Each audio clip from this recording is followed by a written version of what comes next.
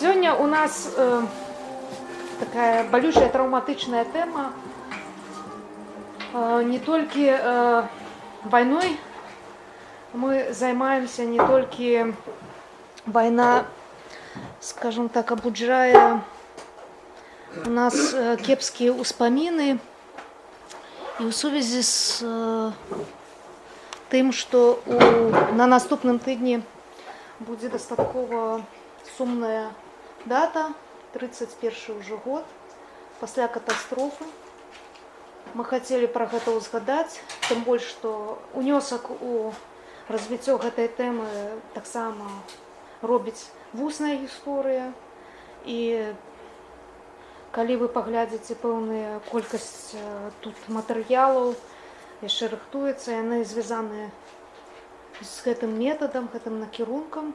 Я спадзяюся, нашы шановныя выступоўцы, гэта Уладзь Володин, вядомы эколог, гісторык, даследчык, дарэчы, не толькі Чарнобыля, але яшчэ розных дысідэнцкіх накірункаў, таксама таго, што мы не можем знайти у традыцыйных документах, а таксама Александр Долгоўскі, шановны калега, аўтар дысертацыі па Чарнобылі. Сёння я не буду шмат казаць, мне заўсёды таксама крытыкуюць, што я шмат дыфірамбу. Яны, калі захочуць, раскажуць самі. Насамрэч, все, што я магла б сказаць, гэта было б не перабольшаннем, а насамрэч зусім маленькай толікай таго, што можна пра іх апавесці. Яны робяць шмат. Я хацела звярнуць увагу, гэта вось цытата яшчэ адной акторкі на поле даследавання Чарнобыля, цытата, якую напісала яна яшчэ ў 2010 годзе, якая трохі нас вяртае да сённяшніх фармуліровак. Магчыма, Александру таксама, які задаў першасны тон назвы тэмы «Антрапалагічны шок. Беларусь пасля Чарнобыля». Вось Астрыд Зам таксама вось у гэтай цытаце згадвае такое ўспрыняцце, калі гэта катастрофа становіцца ў чымсьці у параўнанні з Халакостам таксама такім траўматычным аб'ядноўваючым момантам еўрапейскай культуры памяці. Гэта тое, што закранула кожнага в Еўропе. Вельмі шмат людзей, калі апытаць, думаючых людзей, канешне, яны могуць нават прыгадаць, што, напэўна, рабілі ў той дзень, так іх траўмавала пасля інфармацыя аб гэтай катастрофе. А з іншага боку мы маем сітуацыю, калі цяпер ужо больш за 30 год таму чалавеку, які нарадзіўся ў год гэтай катастрофы. Людзі, які нарадзіліся пазней, яны ўжо перажываюць, аналізуюць, успрымаюць пост, умоўна кажучы, інфармацыю. І вялікае пытанне, гэта катастрофа, наколькі яна катастрофа для ўспрыняцця нашага грамадства. Ці не будзе яна забыта ў сувязі з тым, што в перспектыве часу сыдуць тыя, хто перажылі яе, і застануцца тыя, хто ўжо нарадзіліся пасля. І мы можам сказаць, што прынамсі літаратуры па гэтай тэме дастаткова шмат. Тут это толькі асобныя кнігі, якія, дарэчы, былі падрыхтаваны гэты спіс, калі архіў вуснай гісторыі рабіў конкурс па Чарнобылі. Тут, напрыклад, не ўключана кніга, пра якую сёння трохі згадае наш Александр, гэта вось па Чарнобылі. Спадзяемся, што яна калі-небудзь выйдзе на рускай ці беларускай мове. Напрыклад, не згадана кніга, якая выйшла зусім нядаўна, і Яўген пасля выступаў, я спадзяюся, раскажа трохі пра гэтыя ўспаміны чалавека, які дакрануўся да сакрэтных бакоў, скажам так, ліквідацыі гэтай катастрофы у сувязі з тым, што працаваў в контрвыведцы, правільна я кажу. Таксама такі пэўны цікавы аспект. І таксама вось звярну вашу увагу, акрамя гэтых кніг, наколькі в дыскурсе памяці мы ведаем, якое афіцыйнае зараз стаўленне, спадзяемся. Прынамсі, кожны выкажа сам, можа быць, насамрэч нам трэба пра нейкую траўму гэту забываць, бо калі мы узгадваем пра яе, вот это так само параўнанне з траўмай вайны, адбываецца рэтраўматызацыя. Ці павінны мы ёй займацца. І можам глядзець на тое, як гэта адбываецца ў іншых народаў. Гэта прыклад такого, умоўна кажучы, сувеніра. Недавно, літаральна пару тыдняў таму, падаравалі нашай майстэрні, была экскурсія по гісторыі Менскага гета. І сярод удзельнікаў была японка. Яна падаравала. Вось, як вы думаеце, што напісана тут? Напісана, я думаю, што ніхто з нас, напэўна, не прачытае, гэта не атамнай энергетыцы. Для іх катастрофа стала настолькі моцнай, што яны перажываюць дасюль, яны выплёскваюць гэта ў свет. А што ў нас? І Александр перш чым раскажа пра сваю кнігу, якую вы ўжо бачылі, я бы хацела запусціць невялікі ролик успамінаў традыцыйна. Так, што-то ў нас тэхнічна, як заўсёды. Каб мы так верхні, правильно, трохі пагрузіліся в тэматыку успамінаў, а таксама кожны з вас зможа нават прарэфлектаваць, магчыма, гэтыя урыўкі успамінаў.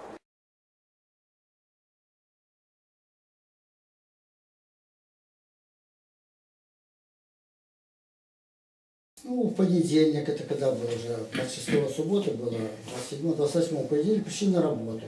Там у нас звенит. Ну, у каждого свой объект, кинулись, что там не так.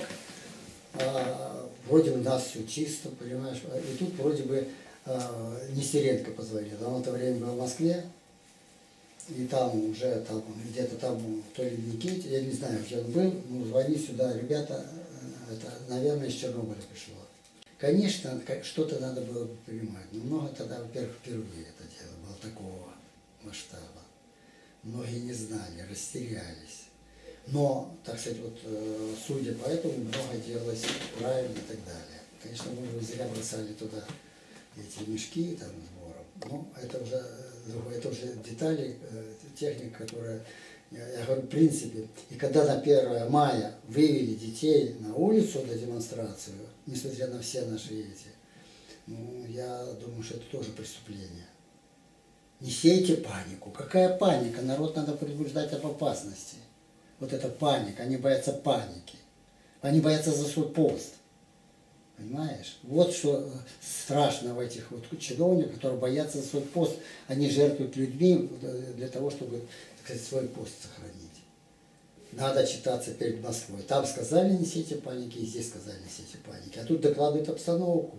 Специалисты, ученые докладывают. Нестеренко плакал. Когда он пришел, он плакал, говорит, не слушают, выгоняют из кабинета, положишь партбилет. Что ты сеешь панику? Ну мы как что, там своих друзей обзвонили, там что делать, там йод, там закрыть окна, там, ну, что делать? Ну, это же не то, что вместо того, чтобы объявить по радио, по телевидению, там, по газетах, написать, ребята, берегитесь, беда пришла. Надо честно с народом говорить всегда, понимаешь? Народ тогда поймет. А так без конца ложь, ложь и ложь.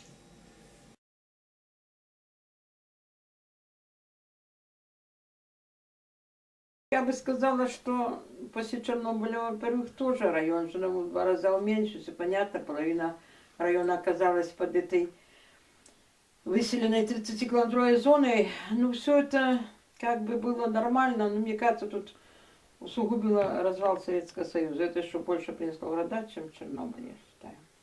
Особенно для нашего района и для нашего сельского хозяйства. Он свернул свои позиции в 2 раза. Всего стало меньше и продукции, и скота, и населения, и всего.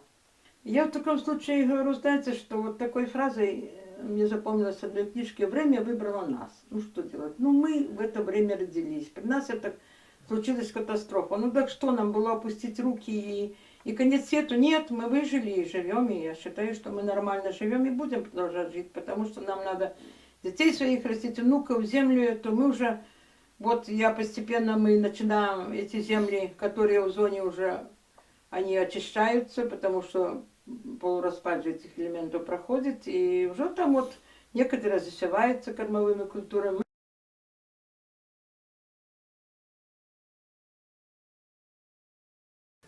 Вроде бы понимаю, что и правильно делал, но трошки у нас, вот в нашем конкретном государстве, отношение к ликвидаторам такое наплевательское, честно вам скажу, такое унижение испытываю, что если бы на сегодняшний розум, я бы не пришел. Обидно то, что, например, на Украине, ну, у них менталитет другой. Они смотрят, что отдых на Майдан, а нам все молчки, все молчки. На что было мне на 4-й блок идти? Если сейчас смеяться как с дурачка, у нас на Рубле всего 2 ликвидатора. Один, который пожарник был на самом станции. И второй это я. Вот тут я возле нашего памятника станусь, это на 26-е Азара, то я уже туда не хожу. Ну, стыдно.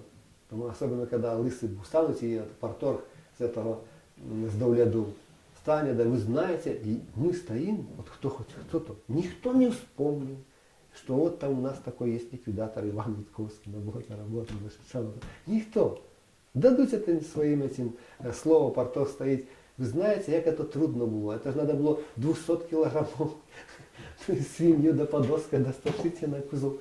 Як я так розумію, кидай її, хай вона дика, хай вовки з'їдять. Що у нас в Советском Союзе не было мяса.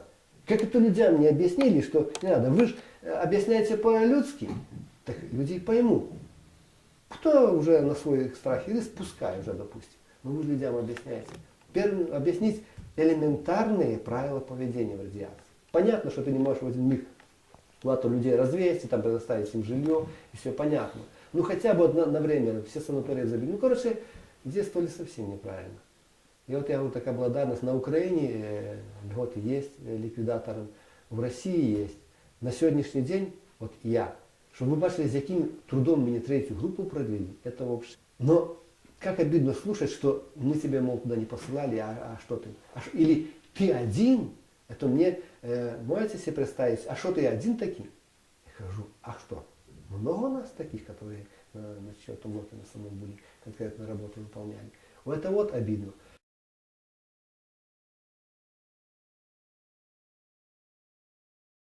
Когда я ездила по Чернобыльской программе в Германии, я выступала перед детьми, я им говорила, что вы должны знать, вот может быть, тема Чернобыля и радиации для вас далекая, но вы будете жить, и вы будете делать свой выбор. И вы должны знать, что за свой выбор вы будете потом отвечать. И очень тяжело потом бывает вот именно этот ответ. Это очень тяжелый урок, вот мой. Я хотела именно это донести детям, потому что радиация, я сейчас тоже, вы знаете, у нас эта тема закрыта, и мы очень мало знаем о последствиях. То, что я знаю, то, что случилось у меня, то, что случилось у моих детей, вот это я знаю. Но даже это мне не связывали с Чернобылем. Понимаете? А на тот момент мне было 19 лет. Образования у меня не было. То есть это тоже, может быть, явилось фактором того. Хотя были люди с образованием, но мы были воспитаны так. Мы ж ехали, мы были героями.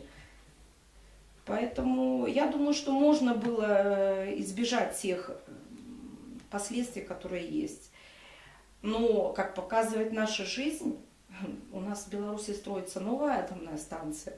И, вы знаете, не знаю, я переоценила немножко вообще самих белорусов, потому что мы, наверное, как говорят, мы помяркованные, мы такие долготерпеливые. Нет, наверное, белорусы очень безразличные. Потому что я не могла себе представить, что в Беларуси может строиться атомная станция.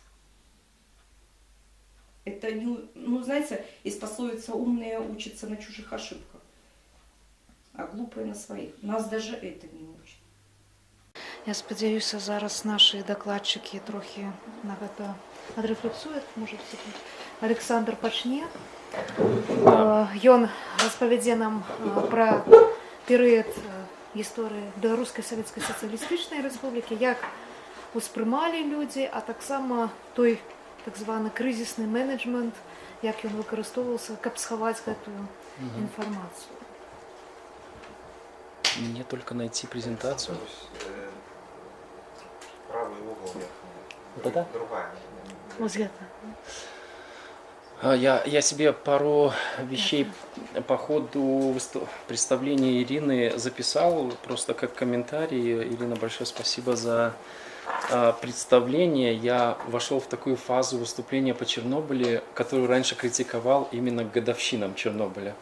Когда я изучал советскую прессу, статьи по Чернобылю, я замечал, что обычно вот был какой-то ритуал к 26 апреля что-то написать, а потом она исчезала через какое-то время. Это особенно в так называемый период замалчивания, там 86-88 год. И после того, как я закончил диссертацию, у меня так в принципе и получается, что я участвую только в таких мероприятиях, которые посвящены годовщинам, что с моей точки зрения печально, что эта тема не присутствует шире у нас в обществе. Это первое, что я хотел сказать. Чтобы не забыть те интервью, которые были показаны, 3 из них делал я, потому что в рамках своих диссертаций я не смог ответить на вопрос, почему ликвидаторы не писали обращения. Если я не забуду, или вы мне напомните, я в конце попробую дать ответ на этот сложный вопрос. Кратко диссертацию написал, я уже не помню, может, лет 5 назад. Это был такой большой международный проект украинцев, белорусов и немцев «Политика и общество после Чернобыля».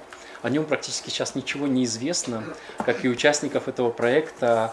Касперский, вы многих, может, даже и знаете, Касперский с ЕГУ, Иванова, Степанов,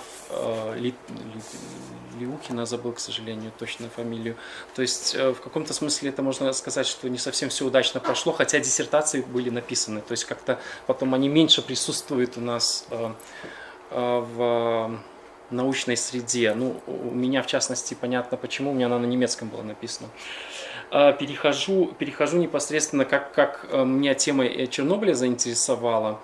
Вызов для меня заключался в следующем, что Ирина вначале представила список литературы, и, в принципе, сейчас-то это побольше выглядит список, на тот момент меньше было. Это в основном были какие-то технические исследования, а какого-то взгляда исторического вообще отсутствовало. И в этом есть логика, потому что, в принципе, историзировать тему, которой еще люди живут, очень тяжело. Да? То есть, в принципе, сейчас историки как бы активнее становятся. Вообще стоял вопрос, можно ли Чернобыль историзировать. Я помню, когда приходил в архив и копировал документы, и меня все спрашивали, ты же не понимаешь, как работает реактор, как этим заниматься. Я на самом деле не понимал и не понимаю на данный момент. Вопрос у меня состоял, мой исследовательский вопрос состоял, как белорусское население восприняло катастрофу через призму знакомому, наверное, каждому из нас, механизм обращения во власть. Мы, в принципе, такая нация жалобщиков, я боюсь это слово сказать, но мы состоим в таких интимных отношениях, я не знаю, как сейчас, в советское время, когда, если какая-то есть проблема, ее эффективнее решить через тет-а-тет с каким-то чиновником, с каким-то интимным обращением, где я вам скажу о своей проблеме, если я ее правильно изложу и покажу свою лояльность и обозначу, что я не хочу, чтобы эта проблема имела следствие мобилизации какого-то коллектива, у меня тогда есть шанс получить какие-то блага от государства. Вот. И идея была такая, что найти такие обращения, потому что у нас Чернобыль, в принципе, как протестность всегда начиналась с чернобыльских маршев, а до чернобыльских маршев была какая-то пустота, как бы ощущение было, люди жили на загряженных территориях и как бы совсем были согласны или не согласны, не было понятно, что в этот момент происходило. То есть задача была в архиве найти обращения, жалобы, петиции, которые пострадавшее население. Другой вопрос, что такое было пострадавшее население? В принципе, вся Беларусь была пострадавшее население. В 1986 году это исключительно было три района, я забегаю немножко вперед. Задача была набрать эти жалобы, петиции, которые были репрезентативно, показывали бы настроение населения 86-го, особенно фаза вот этой периода замалчивания, когда практически мало что известно, что происходило в регионах и так далее, кроме вот мы видели еще Нестеренко, тоже такая легендарная достаточно личность, и там много историй с ней связано, как он там ходил, чиновникам доказывал, они не хотели слушать. Такой какой-то героический такой нарратив сложился. Я ни в коем случае не хочу его нарушать, я просто знаю, когда езжу все время в Тростенец, там всегда напрямую не подъедешь, надо разворачиваться на Соснах. И в 1986 году Нестеренко возглавлял в Соснах проект передвижного реактора, и в Национальном архиве лежат документы, где и с ним большие проблемы были, где писались отдельные облаки уходили на Минск, и вот эта история, я не знаю, это в рамках, не знаю, придуманная или реальная, когда он был в Москве, сотрудники звонили, у нас повышенный фон радиации, что делать? А они знали, что у них до этого уже были, то есть они как бы, для них это частично была рутина. Рутина в том смысле, что незначительные уровни были, но в этот раз высокий уровень, и он их успокоил, это по воспоминанию, успокоил в кавычках, что это не у них произошло, да. Ну, то есть я не знаю, насколько эта история правдива, и не помню, где ее читал, но смысл такой, что на момент Чернобыля у нас строилась возле Рудинска одна там специфическая, то есть не классическая АЭС, а тепловая какая-то станция. И тестировался передвижной реактор рядом с Минском, потому что у нас, из-за чего Россия сейчас спорит с Белоруссией, транспорт, который мы перевозим для ракет военных, как это называется, тягачи, потому что этот проект передвижного мобильного реактора был выбран, Минск был выбран как место производства, потому что там были эти тягачи, которые можно было потом реакторы, такая утопия, везде по всему Советскому Союзу перевозить. Слишком далеко зашел, возвращаясь к обращениям, я начал их искать. Парадокс еще нашей историографии заключается в том, что это похоже и по Тростенцу, и по Чернобылю. У нас издается на самом деле немало сборников документов. Это не единственный сборник документов. Есть еще Гомельский, он намного тоньше. Это как... Они тоже, по-моему, выпускаются к юбилеям. Я вот сейчас навскидку скажу, это, скорее всего, 6-й год. Да, все правильно. Значит, 10 лет, то есть к юбилею какая-то есть такая, в рамках такого ритуала, издать какие-то документы. И в каком-то смысле, ну, естественно, это издается властью, и там дается определенная властная перспектива. Перспектива активной деятельности. Вот если вы почитаете Гомельский сборник, он дешевле, в полном смысле слова, меньше документов, и если вы его почитаете, вы очень мало что-то поймете, потому что там речь идет с первых дней, активно выезжали, с первых дней делали точки замеров, то есть такая там одна перспектива власти, которая никогда не сидела, и рушится вот этот миф, что политика типа замалчивания, вот вы говорите, а на самом деле там ездили, говорили, рассказывали, без подробностей, что рассказывали и что произошло. Этот сборник немножко получше, здесь присутствует другая перспектива. Сюда, я не скажу, что какая-то цензура есть, которая запрещает что-то туда не ставить. Это, скорее всего, сами составители определяют, что там будет. Вот в этом сборнике присутствует петиция митинговой. Ага, получается, появляется новый актер, население, которое недовольно. И недовольно не только в Минске с 89 года, а население, которое в 89-м протестует в Наровле, едет маршем на Москву и так дальше. То есть история становится немножко сложнее. Вот. Но и в этом сборнике документов отсутствуют жалобы населения. То есть жалобы простых граждан, которые пишут о каких-то своих бытовых проблемах, экологических, возможно, или еще каких-то проблемах. Да им тогда не до того было, не до жалоб в Гомельской области. Я к этому сейчас подойду. Так, это я по поводу чуть-чуть литературы сказал, вернее, точнее сказать. И еще очень важно, еще такое лакмусовая бумажка, 2006 год, и сразу мы сейчас 2017. Сколько работ было написано на этой книге? Да. И то же самое по Тростенцу. У нас сборники есть, то есть такой разрыв происходит. Издать документ несложно по любой теме, проблема интерпретации и написания каких-то исследований. Да? Вот здесь обычно все стопорится. Вот. И, кстати, вот буквально на днях кто-то из коллег украинских выложил ссылку, где в Украине вообще эти сборники можно бесплатно скачать. Я поразился. Вот такие толстые там. И к чему говорю, и на Украине много сборников публикуется. То есть для историка это просто рай. Вам не надо идти в архив, вы можете просто собрать 5 сборников и пролистать. То есть вы экономите как минимум полсрока поиска документов. Да? Хотя, конечно, эти документы по определенному принципу выбирались, и хотелось бы посмотреть, понять, что включено, не включено. Но другая история.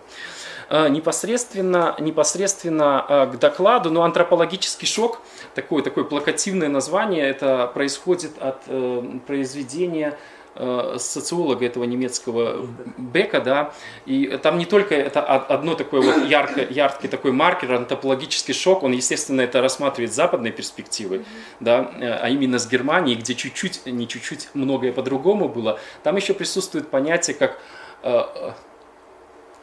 общество риска, что при новых технологиях появляются новые риски, которые человечество не может контролировать. Например, риск для системы страхования в Германии. Как застраховать от таких рисков? Да? Как определить... То есть это совсем другие вызовы, где современные наши институты не способны просто оценить даже эти риски такого плана. Так, я затянул. Кстати, Ирина, сколько у меня времени? Да, ой, уже 10 минут. Ну, может, 20 минут. Я еще даже не начал рассказывать.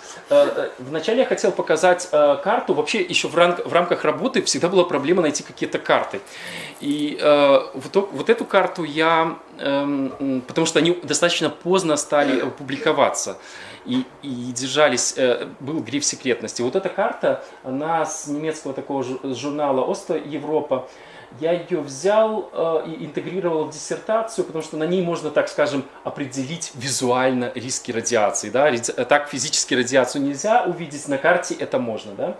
И очень важная особенность карты, она только по одному элементу. Да? То есть это условно говоря, потому что еще куча других элементов, и они, соответственно, по-другому на карте могут играть. Но я вам просто хочу таким образом обозначить, и для себя мне тоже было интересно обозначить зоны риска, зоны минимального риска, а там, где радиация в официальных документах были зоны с благоприятной радиацией. Сама лексика, подумайте, как радиация может быть благоприятная. И люди в обращениях писали, говорят, мы хотим зону благоприятной радиации. Если вдуматься, это невероятное даже вот это словарное использование, как и, например, банальное слово ликвидатор. Банальное в том смысле, как с перспективы человеческой истории можно ликвидировать радиацию. Никак, да? То есть это утопия абсолютно. Я эту карту хотел использовать, и, кстати, это перспектива сегодняшнего дня. Мы смотрим и видим эти риски. Вопрос, когда вообще людям стала известна эта информация. Первая карта была опубликована в 1989 году, и она имела последствием достаточно такую большую переписку с властями. Я кратко расскажу, откуда письма попадали в 1986 году. Не скажу, что люди с первых дней начали писать. Они начали писать примерно с 2-3 недели после аварии. И поводом для составления жалобы было для составления обращений и жалоб, коллективных в основном, потому что здесь не было индивидуальных жалоб, потому что пострадали целые деревни, населенные пункты. Нельзя было сказать, Иванов пострадал, а я сбоку дом не пострадал. Поэтому практически все чернобыльские обращения имели коллективный характер. Первые, после 2 недели, где-то 3 недели, 4, все абсолютно жалобы приходятся с 3 пострадавших регионов. Наровля, Брагин, Хойники, районов. Почему? Потому что у них создается 30-километровая зона. Люди не видят радиации, но государство показывает, вот здесь опасно, там не опасно. И это происходит в бытовой жизни. Вы можете жить вот прямо на границе, а с другой стороны никакой стены, но там уже, условно говоря, территория опасна для проживания. И, соответственно, идут эвакуационные процессы, и для людей это сигнал, что что-то не в порядке. Им не надо видеть радиацию, они просто могут, я извиняюсь за это слово, инструментализировать это переселение. Инструментализировать в том смысле, что это дает им легальный повод обращаться к государству и требовать чего-то. Меня переселили, значит, существуют риски, я требую то-то, то-то, то-то. Вот этот регион, Могилевская область, она практически пассивная была. Ну, пассивная, я вам говорю с узкой перспективы. Обращение Могилевской области 86-88 год практически отсутствовало.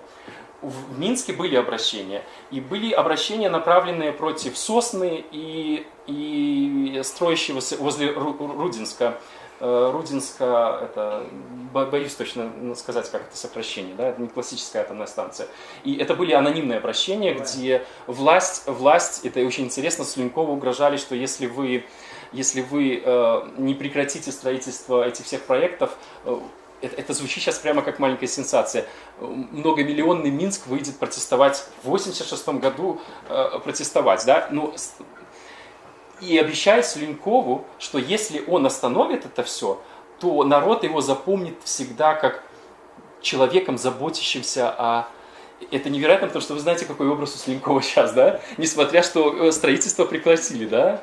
То есть интересно, это достаточно, эти анонимки достаточно неизвестны, и, по-моему, ну и неизвестно, кто это реально составлял. То есть было такой прессинг власти. Что происходит с этими людьми? То есть ключевая вещь, которую они описывают здесь, это, в принципе, я сейчас... Так, как дальше?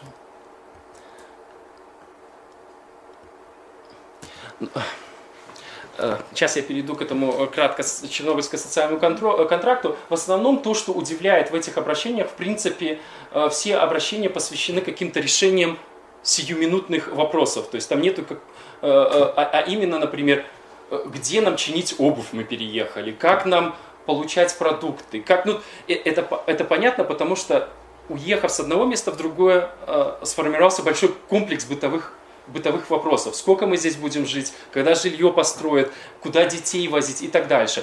То есть на первое место выходят такие социальные проблемы. Вопросы там, экологии, здоровья, они терялись на фоне этих бытовых вопросов. И здесь я хотел сказать, именно вот этот советский кризис-менеджмент, а именно это моя интерпретация, что был создан такой своего рода чернобыльский социальный контракт, где государство, и, кстати, это можно без улыбки воспринимать, государство кинуло туда абсолютно большое количество денег, люди видели, как снимались пласты земли, видели, как дома какой-то обрабатывали какими-то жидкостями, как увозили, закапывали. Людям давали автобусы, чтобы они ездили в школу. Там, ну, конечно, это могло все нарушаться, но государство всеми своими действиями показывало, то, что мы сейчас делаем, не остается никаких рисков, что вы заболеете. То есть номинально государство гарантировало безопасность. И специфика пострадавших регионов, это все были регионы такие достаточно с аграрным хозяйством.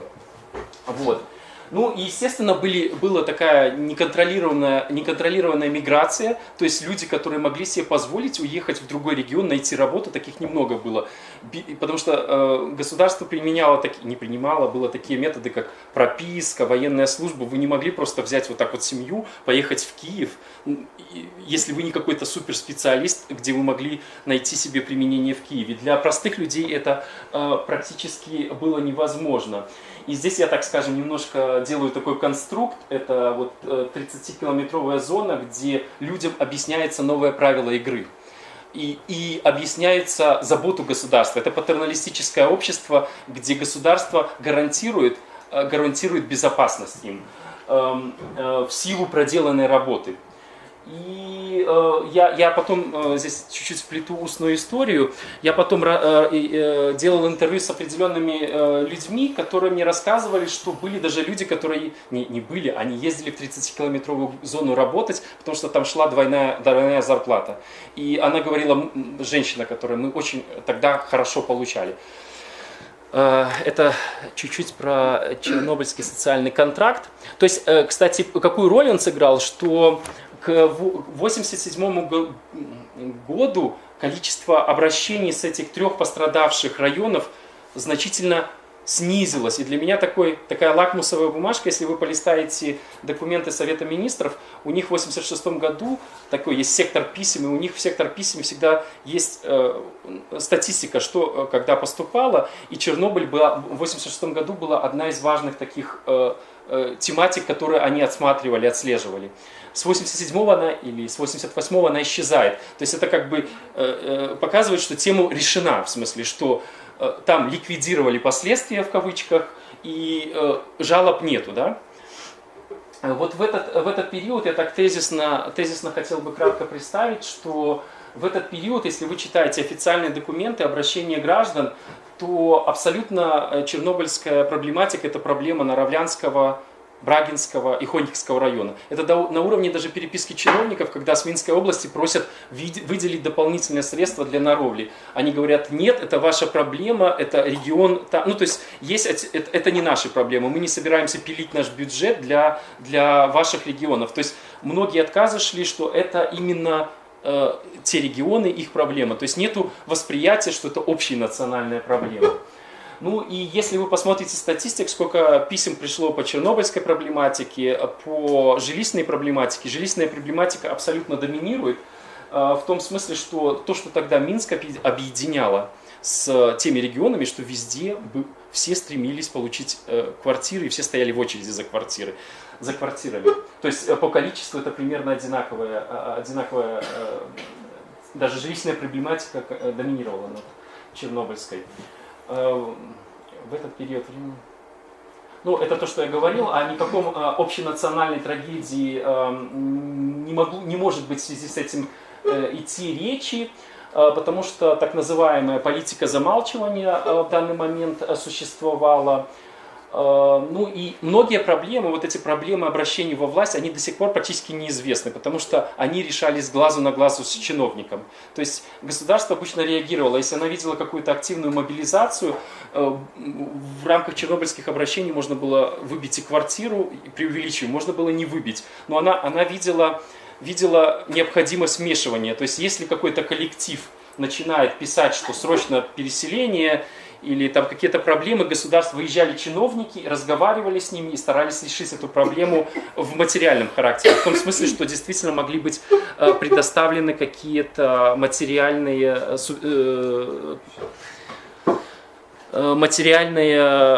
финансы для решения каких-то хозяйственных вопросов. Это, наверное, практически все, что я хотел сказать по политике замалчивания. Естественно, ни о каком антропологическом шоке в этот период едва ли можно было говорить. Что переменилось в 89-91? Сколько у меня минут еще осталось? Мало. Да. Происходит, кратко еще к 88 году, происходят такие события, что идет проблема экономическая во всем Советском Союзе, и вот эти вот видимые такие, невидимые бонусы нахождения в зараженных территориях, они нивелируются. То привилегированное снабжение, которое получали отдельные регионы в связи с Чернобыльской катастрофой, они нивелируются инфляцией, и уже с 88-го появляется значительное количество таких коллективных жалоб на то, что, например, мы живем здесь в зараженной зоне, мы получаем что-то, но смысла от этого нету, потому что это все нивелируется инфляцией и так дальше. И второй момент, начинают появляться новые населенные пункты, которые недовольны своим положением, а именно они граничат с 30-километровой зоной или с населенными пунктами, которые получают финансовую помощь. И они пишут, почему нас обделили, почему нам не выдают у нас такого же снабжения нету и так дальше. И в этот момент, в принципе, не в этот момент, а в 1989 году уже по документам чиновникам чувствуется, что нужно какое-то новое решение. И здесь 1989 год становится таким ключевым. Была представлена впервые карта радиоактивного загрязнения. И она стала таким, она должна была успокоить население, показать, посмотрите, там у нас не все заражено. На самом деле стала невероятным стимулятором для написания жалоб, потому что население обнаружило свой населенный пункт где-то, который находился рядом с пострадавшими, и, соответственно, писало, это неправда, на самом деле мы находимся в зараженной, мы сами здесь мерили или сами знаем и так дальше. То есть это стимулировало массовый поток обращений во власть.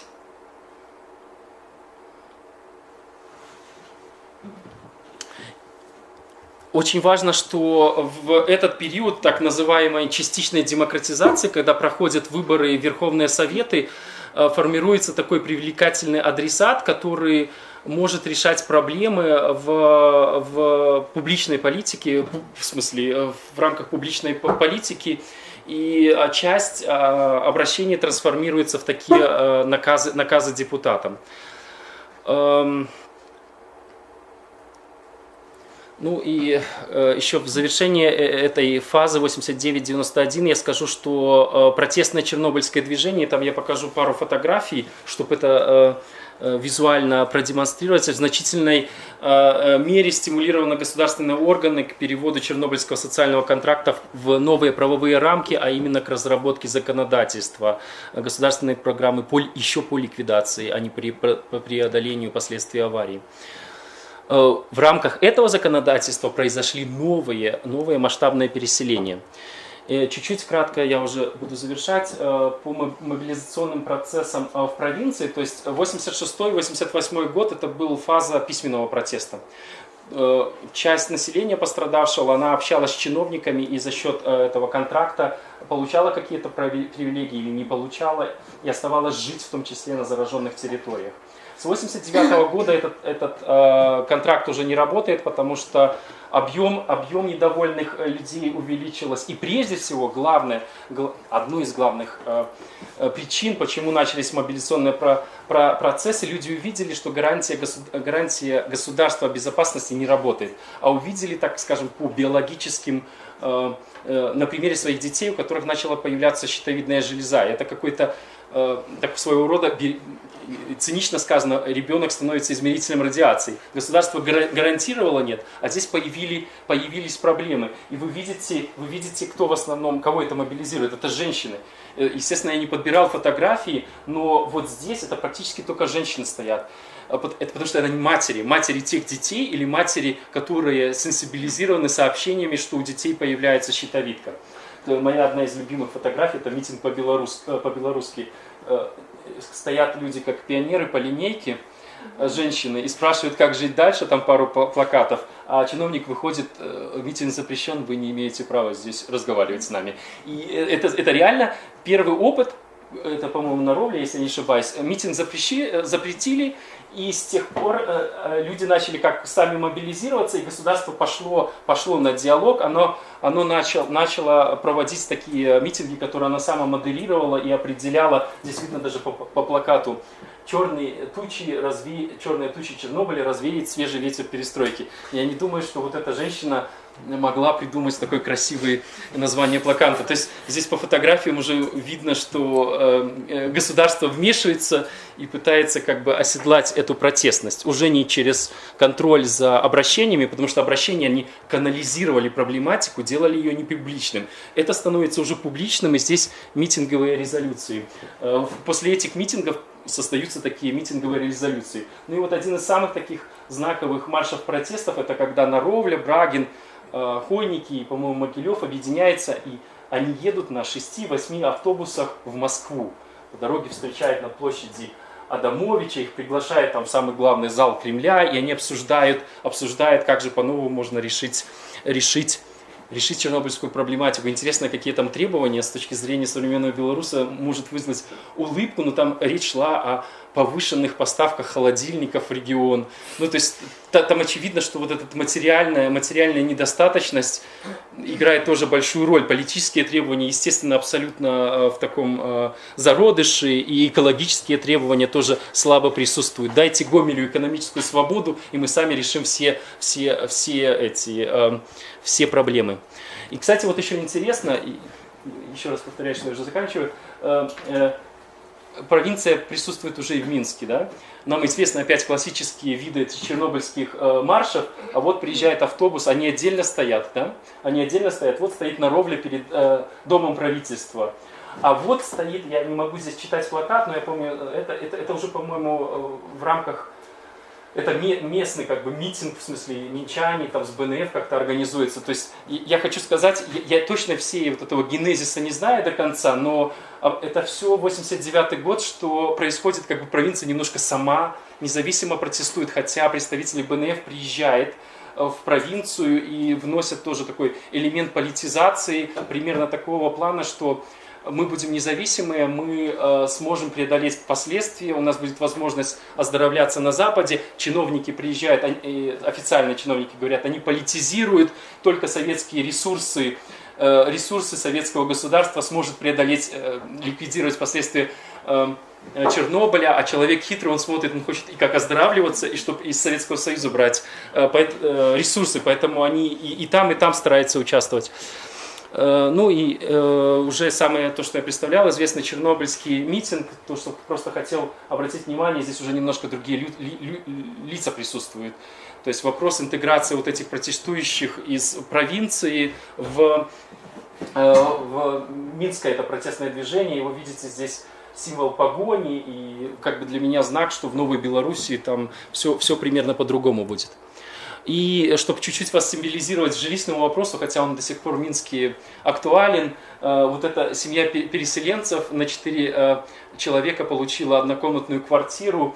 И когда вот эти протестные марши начались, и когда новое законодательство сформировалось для переселенцев, и вы знаете, что у нас есть целый район в Минске, в котором были поселены переселенцы, и вот одна из счастливых обладателей свидетельства на переселение показывает бумагу, которая дает ей право в этом, скажем, белорусской мечте, в этом панельном доме заселиться, потому что для многих людей это было выезд из слабой инфраструктуры, сельской инфраструктуры, возможность получить более лучшую инфраструктуру.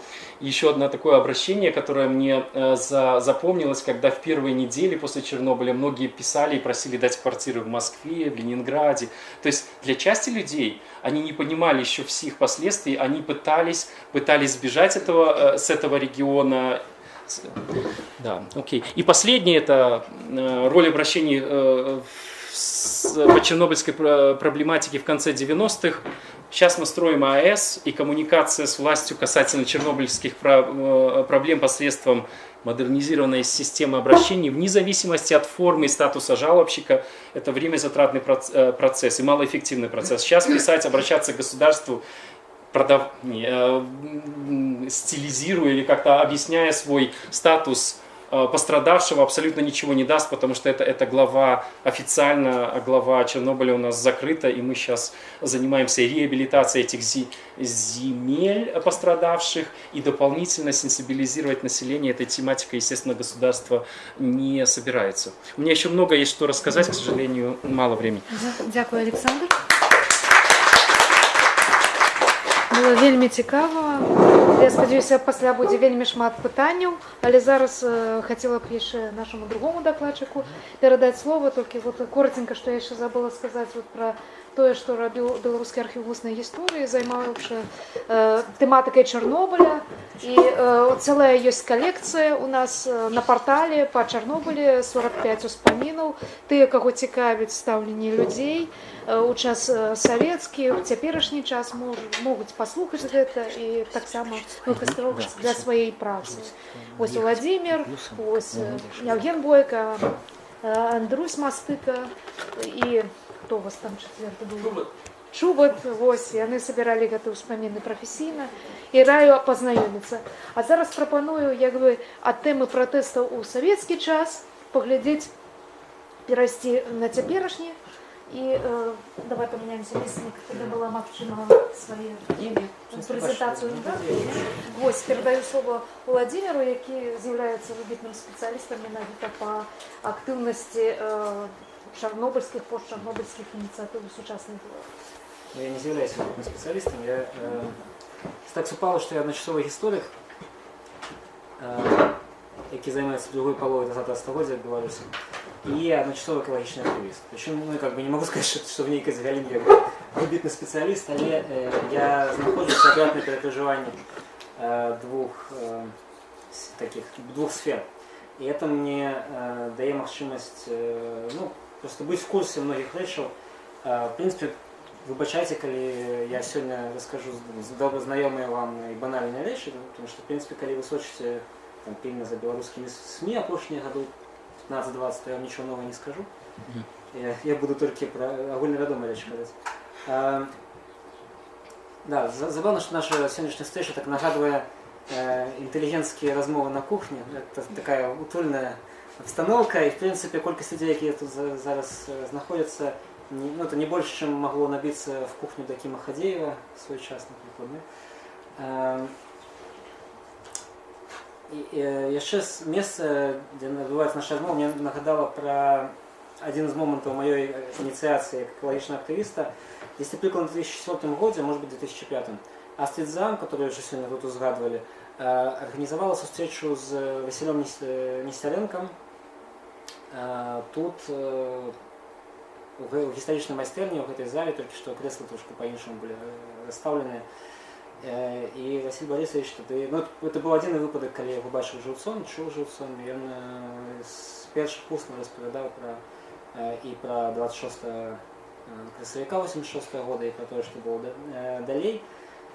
Ну і, на жаль, його, ну, таку величину ніким не замінить, але ми з Олександром спробуємо тут замінити собою Астрид Зам. Астрид Зам — это тот, кто политолог, который написал одну из первых диссертаций по Чернобылю. Это просто для информации. Ну и я расскажу, скажем, диссертация Александра заканчивается 96 годом. Хотя в інших своих публикациях Александр закранал и то, что бывалось с таким постчернобыльским рухом и после 96 года. Ну вот, але я вот спробую розповісти, що здарилося там за опошні 15-20 год з постчернобильськими організаціями, скажімо так, самими бачними і організаціями тими, які не регіональними, а огульнонаціональними.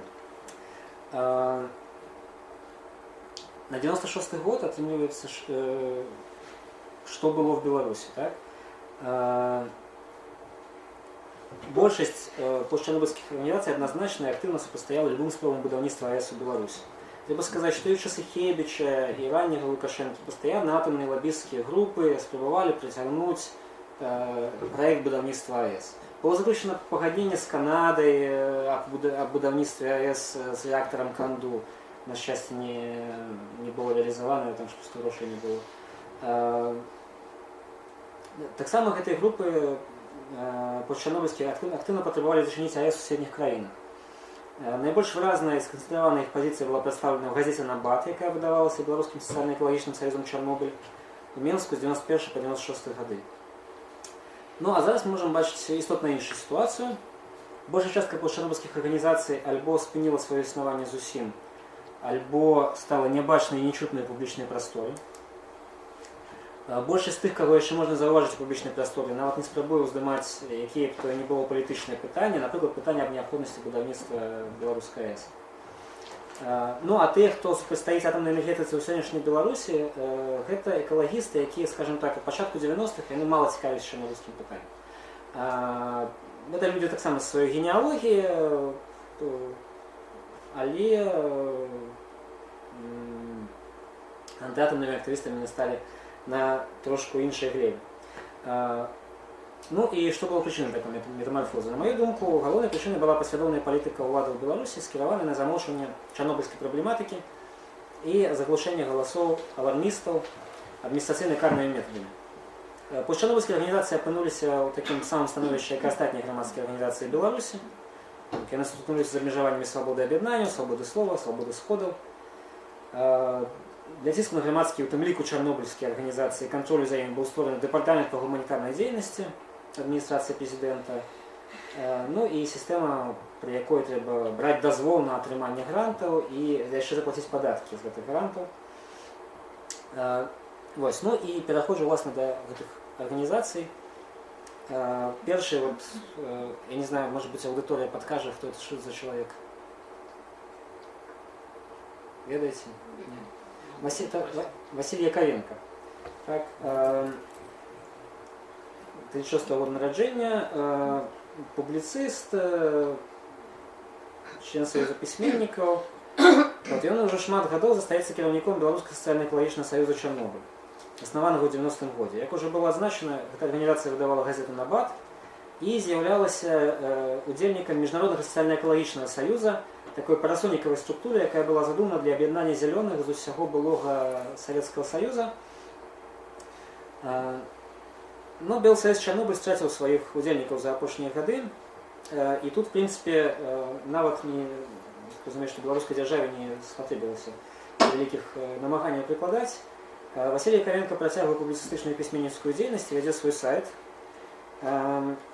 Але за ім, скажем так, замацавалася рэпутацыя вядомага скандаліста, сярод іншага ён Ён публікаваў в дзяржаўнай прэсе артыкулы з абвінавачваннем на адрас кіраўніцтва Саюза беларускіх пісьменнікаў. Ну, апрача таго, ён вельмі любіць перапошчваць на сваім сайце антысеміцкія ролікі з расійскіх шавіністычных сайтаў.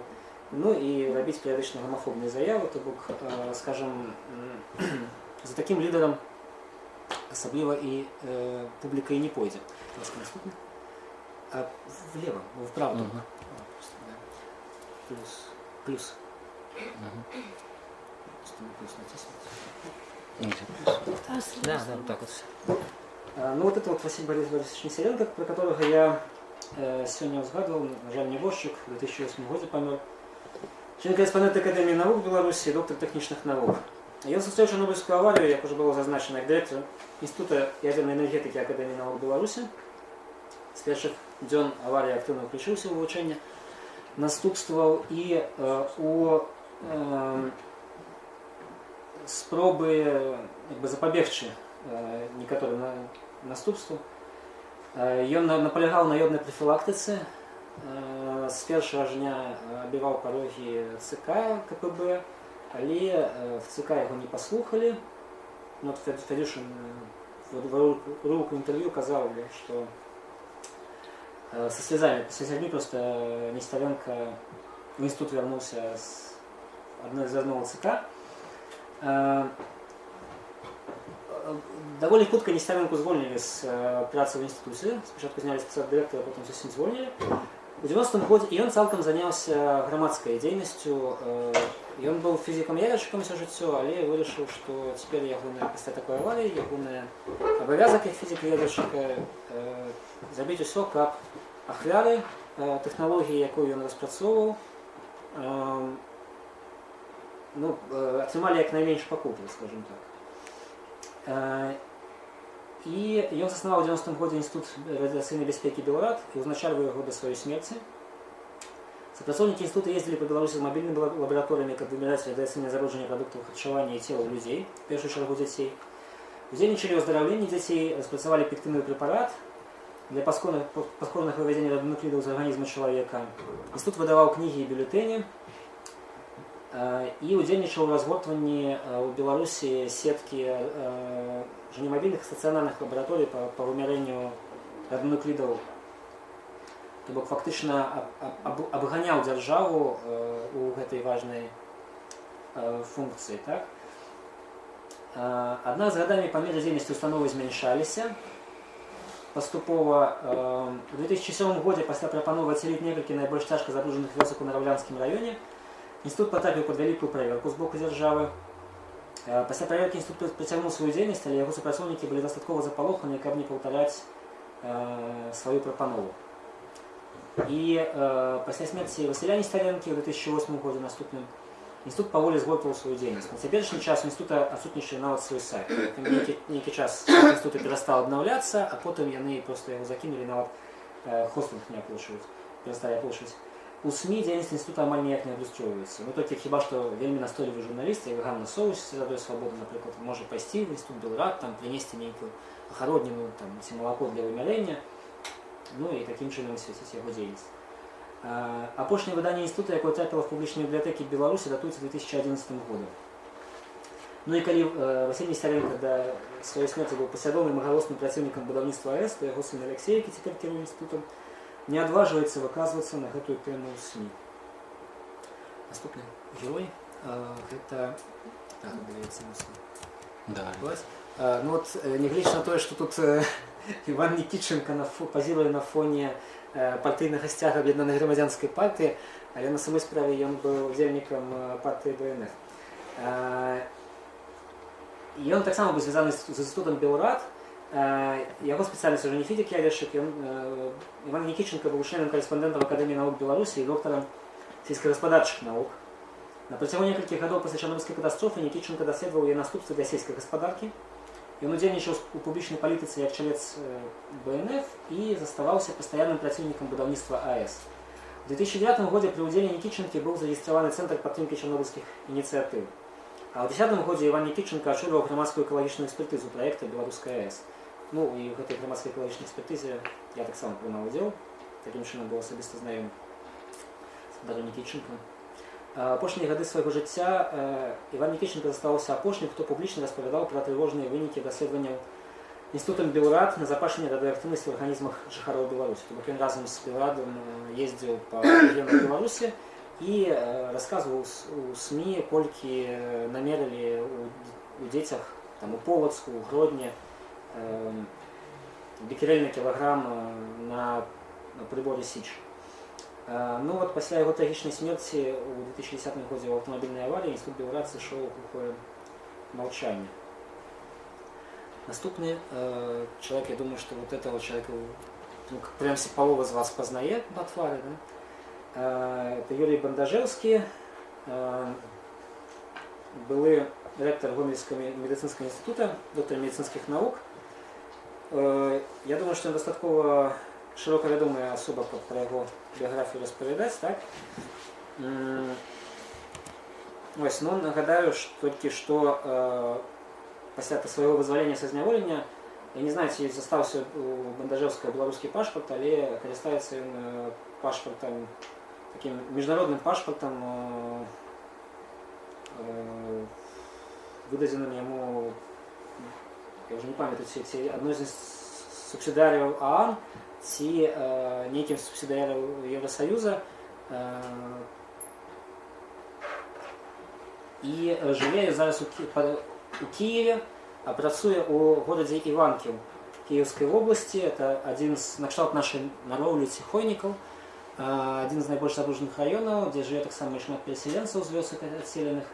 И там Бандажевский с коллегами протягивают доследования, с украинскими уже коллегами, протягивают доследования уздзеяння радиации на здоровье человека. И, конечно, за свайго зняволення и потым некалькіх гадоў неўладкаванага жыцця то ў Францыі, то ў Літве, то в Украине Бандажевский згубіў больш за 10 гадоў сваіх даследаванняў. Ну и, отповедно, мы все згубили. За что был зняволены? За что зняволены? Ну, формально его осудили за хабар, атрыманне хабару, але фактычна яго адразу міжнародная амністыя прызнала вязнем сумлення. За дзейнасць за яго? Да, фактычна за тое, што ён не толькі даследаваў наступствы Чарнобыльскай катастрофы, але і звяртаўся пастаянна да ўладаў з патрабаваннямі.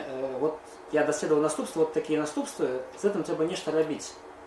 І далейшае адсяленне і інфармаванне больш актыўнае людзей пра тое, як жыць на забруджаных тэрыторыях, нават на тэрыторыях з нізкім узроўнем забруджання, то бок не в хвойніках, умоўна кажучы, а в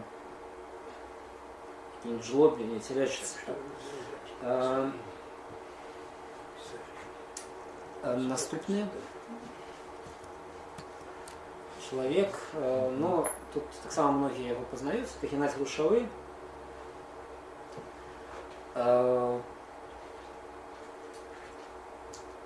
Прожил достатково короткое жыццё, на адрозненне ад папярэдніх ад Нікітченкі ці Яковенкі. Ён нарадзіўся не в 30-е гады, а в 50-м годзе.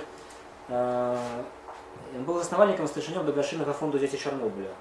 Фонд займаўся ў асноўным вывозам дзяцей з радыацыйна забруджаных рэгіёнаў на аздараўленне за межы Беларусі, таксама экалагічнай асветай. Но паколькі Геннадий Грушавы займаўся палітычнай дзейнасцю, у прыватнасці быў дэпутатам Верховнага Савета Беларусі 12-13 скліканняў, то у фонда і ў яго старшыні ўзніклі праблемы амаль адразу ж пасля прыходу Лукашэнкі на пасаду прэзідэнта. З-за пагрозы арышту з сакавіка 97-го па сакавік 98-го года Грушавы жыў у Германії. Ну а фактычна фонд «Дзеці Чарнобыля» ў тым выглядзе, якім ён існаваў пачатку першай паловы 90-х, быў уже тады закрыты. Арганізацыя трошку перапрафілявала дзейнасць, па-іншаму стала выглядаць. Ну і в апошнія гады жыцця нават Грушавы адышоў ад кіраўніцтва арганізацыі з-за пагрозы яе закрыцця. То бок і ўзначалі іншыя людзі. Ну, мы ведаем, што ў 2008 годзе быў выдадзены указ Лукашэнкі, які наклаў драконаўскія абмежаванні на вывоз дзяцей на аздараўленне за мяжу, і пасля чаго колькасць дзяцей, якія вывозяцца на аздараўленне, рэзка зменшылася. тым ліку і па лініі дзяцей Чарнобыля.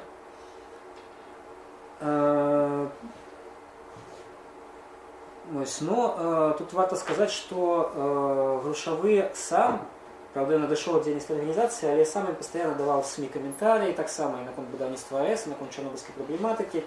І в сваім апошнім інтэрв'ю, якое прыводзіцца ў сукнізе Танковіча «Філасофія дабы нет катастрофы досада надзеі», кніжка цалкам прысвечана Геннадзію Грушавому, выйшла ў мінулым годзе, распаўсюджваецца бясплатна, спадзяюся, што наклад у яе мікраскапічны, але спадзяюся, што яе PDF все-таки будзе выстаўлены в абазрымай будучыні в інтэрнэце. Так вось, в апошнім інтэрв'ю, якое цытуецца ў этой кнізе, Геннадзій Грушавы выказаўся даслоўна наступным чынам, ну, амаль даслоўна наступным чынам. Астравец – тое месца, дзе грамадскі рух можа аб'яднацца з палітычнай апазіцыяй. Там будзе вырашацца лёс Беларусі, другі Чарнобыль краіна не перажыве. Я трошку пераставіў месцамі сказы ў гэтай цытаце, але фактычна цытат. Так? Ну, я вернуся трошку в канцы свайго даклада да таго, як наколькі прыслухалася палітычная апазіцыя і грамадскі чарнобыльскі рух да гэтых парадаў Грушавога. А наступны чалавек, про который я хочу сказаць, вот бачыце, людзі гэтыя все вельмі знакамітыя, і пра некаторых з іх, ну, прынамсі ў сваёй сферы, іх ведалі шырока за межамі Беларусі. Да? Яны былі выбітнымі грамадскімі дзеячамі эпохі перабудовы першых дзесяцігоддзя незалежнасці Беларусі, але зараз в інтэрнэце нават як фотаздымкаў знайсці немагчыма. Тамара Белавока, такая сошла за просвет в 2011 году, и Белорусский комитет «Дети Чернобыля», ну, бачите, назва «Дети Чернобыля» тут фигурует, але это инша организация, неодноразово стыкалась з адмовамі у так званой регистрации грантов. Стыкалась она и с такими обмежеваниями деятельности, как адмова Министерства юстиции в регистрации парасоновой структуры чернобыльских организаций.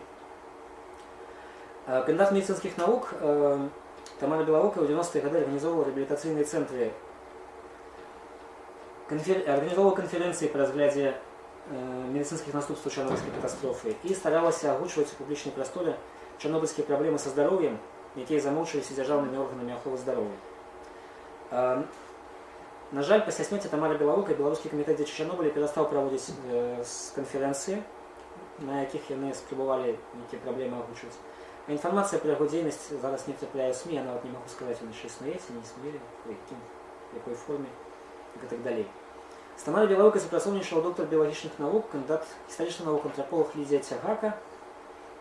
Она в 2014 годзе памерла, і таксама з гэтага году штогоднік экалагічная антропологія, прысвечаны ў значнай ступені чарнобыльскім праблемам, таксама спыніў сваё існаванне. Ён выходзіў пад грыфам Інстытута гісторыі Акадэміі навук. Наступны персонаж, на шчасце, яшчэ жывая, Роза Ганчарова, доктар біялагічных навук, 38-го года нараджэння. Шмат гадоў прысвяціла вывучэнню ўздзеяння чарнобыльскай радыяцыі на жывёльны свет. Ну і таксама на вывучэнне ракавых рэакцый ракавых клетак, на распрацоўку нейкіх імунных сродкаў, каб змагацца з ракам. У мінулым яна актыўна дзейніца партыі БНФ, выйшла ў 2011 годзе разам з Вільцуком Вячоркам, там і всёй этой групай, Марачкіным і так далей. Раней яна неаднаразова публічна выступала з крытыкай пазіцыі МАГАТЭ і Сусветнай арганізацыі аховы здароўя наконт непрызнання сувязі шматлікіх хвароб у жыхароў забруджаных рэгіёнаў з уздзеяннем радыяцыі.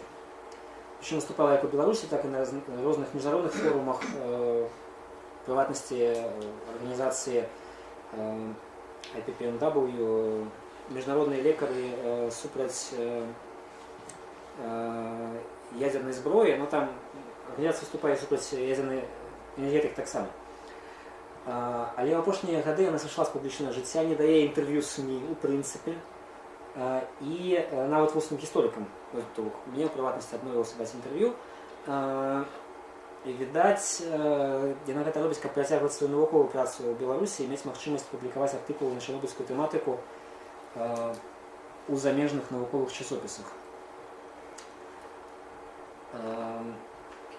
Ну і, на жаль, маргінальну роль, да, наступне, адыгрываюць в Беларусі арганізацыі ліквідатараў. Вот Александр Волчанин, ну такі медик, ликвидатор, довольно специфичный человек, такий генерал без армии, да, він має зареєстровану в Україні організацію «Союз Чорнобиль Беларусь», але мені тяжко сказати, є ще в цій організації ніякі активісти. Ну, членці організації є, а от з активістами складно. Є ще особливо взяті ліквідатори, громадські активісти, наприклад, Василь Сильверст з Мазарака, не помиляюся, але ніводної моцної організації ліквідаторів у Білорусі не засталося. Ну і гэта спрасціла беларускім уладам практычна поўную адмену так званых чарнобыльскіх льгот, сацыяльных преферэнцый у 2007 годзе. Так, ну вот старик-разбойник один яшчэ, да, наступны слайд, да, это разбойники от науки. Это цитата с прамовы Александра Лукашенко, адресаваная акурат сярод іншых ці бандиты от науки, да, сярод іншых адресаваная Георгію Лепіну, 10-гадовай даўніны прамова. Но Георгій Фёдорович і сёння носіць гэты тытул з гонарам. Вот, пригадує принагодна яго. Ён 31 год нараджэння, сапраўды доўга жыхар, прымаў удзел у работах на пляцоўцы Чарнобыльскай АЭС у першыя гады пасля аварыі, прычым добраахвотнікам туды паехаў, доктор тэхнічных навук. Ён прымаў актыўны удзел у заснаванні арганізацыі ліквідатараў в Украіне і ў Беларусі і ў распрацоўцы законаў па сацыяльнай абароне ліквідатараў і пацярпелых ад аварыі на ЧАЭС в Украіне і ў Беларусі.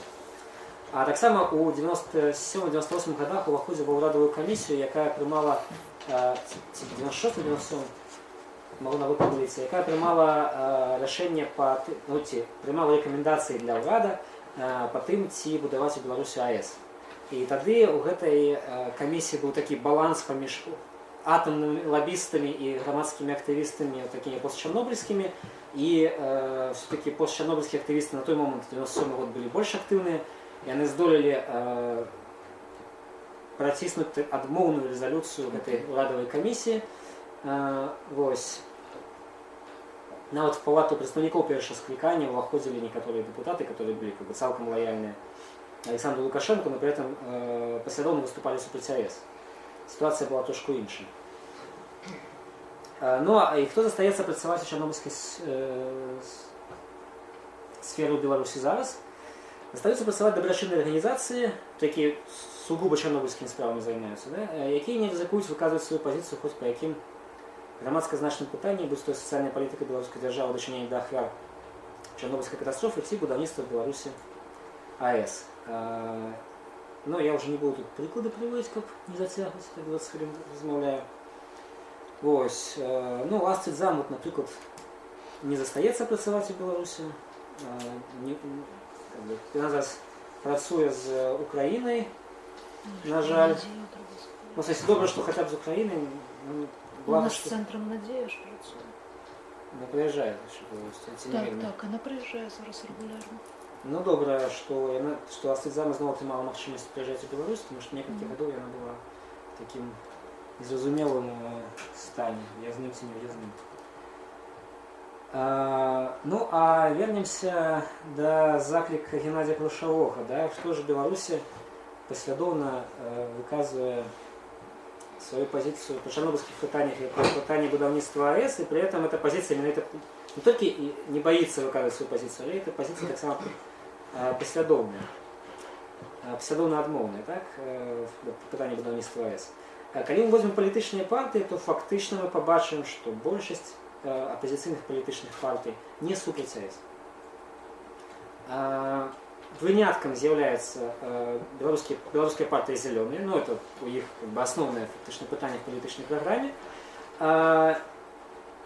А там уже залежыць ад актывістаў. Ёсць асобныя людзі там і в партыі БНФ, і в руху за БНФ, наконт БНФ я не упэўнены, в руху за свабоду ёсць асобныя людзі, якія супраць АЭС, ёсць в беларуска-хрысціянскай дэмакратыі. Але на ўзроўні партыйных дакументаў, я думаю, што это нідзе не прапісана. І это пры кожны раз пры падрыхтоўцы чарговага чарнобыльскага шляху вельмі так адчуваецца, што заклікі для яких готові рішення політичної партії, це супроць російської АЕС. Тобто для їх національність технологій має значення, и важно диверсифицировать, ну, как энергетичная залежность была не только от России, а еще, допустим, от Франции. Да?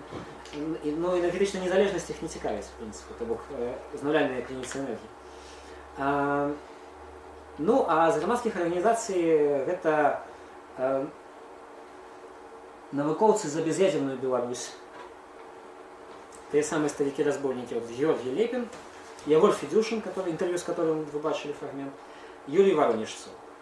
Ну, это вот три человека. Кино сейчас обвестили об 2007 году об оргкомитете, створении оргкомитета организации. Ну, далее за оргкомитет справа не пошла, потому что остальные просто боятся. Навіть ті, хто виходить на пенсію, особливо не горять жаданням долучаться до этой тройки. Ну и это Экодом, громадская организация Экодом и Зеленая сетка, которая зараз параллельно знает проводить кинопоказ, даже не могу сказать где, и будут так само проводить 25 красавіка, так само, на жаль, не могу сказать где, дискуссию публичную с уделом по скайпу Бандажевского. Зайдите на их сайт greenbelarus.info, там будет информация. Ось, я думаю, что будет цікаво там. Ось, у меня, здається, все. Я сподіваюся, що не таке одно. Добре, дякую. Дякую, Владимир. Вельмі сумна в повному сенсі чуць про такую ситуацию в Беларуси. Ось я сёння пагартала гэтую кнігу. Тут одна з авторок, гэта Астрид Зан, вона використовує, принаймні, в накірунку європейської культури пам'яті такі дастатково провокативні вирази. Чорнобиль як Третя сусветная війна. Ліквідатори, забиті вартовальники Європи. Ось. І менавіта працаваць па захаванні памяці про дзейнасць тых, хто былі асноўнымі актарамі, яна заклікае. Я зараз, напэўна, перад тым, як мы перайдзем к дыскусіі, дам пару словаў Евгену Бойку, які раскажа пра кнігу, якая літаральна вось толькі свежая выйшла, якая таксама закранае праблему ліквідатараў, і нават у падвойным сэнсе, но лепш гэта ён сам распавядзе. Вось яны тут зараз. Просто, может, нам в руки поглядеть на... Тогда я включу, пожалуйста, мне там. Тебе тебе что-то трудно. Передайте людей там... Нет, давайте видите, я в околотку хочу показать, на самом деле. Вы выбачайте, что я забираю. Ну, как бы... Мы долго попрацевали на околотках книги. И у нас была певна задача. Для чого от вона так виглядає, і ми імкнулися визвати певну емоцію у чоловіка, який бере цю книгу в руки. І коли в двох словах, це емоція, це дві емоції. Це незручність і якась тривога. Да, человеку робилось шумоемко, и ему за что-то робилось тревожно. Так? И чому я про таку кажу? Коли ми, в принципі, здимаємо це питання в громадстві, Чорнобильська катастрофа і ліквідатори, то можна багато інформації давати, але нас цікавить, як ця інформація впливає на людей. І ввогуле, що ми хочемо від них. Да? Там, окрім проінформувати, нагадати, показати, як було. Может быть, можно ставить больше какие-то, больше остро ставить это питание. И, может быть, как бы намекать и подштурховывать людей до чогось іншого. І эта книга повстала дякуючи проєкту Чорнобильському. І було так, що ми домовилися з Олексієм Захаровичем, з автором книги, на зустрічу. Я спознился лiterально на 1-2 хвилины.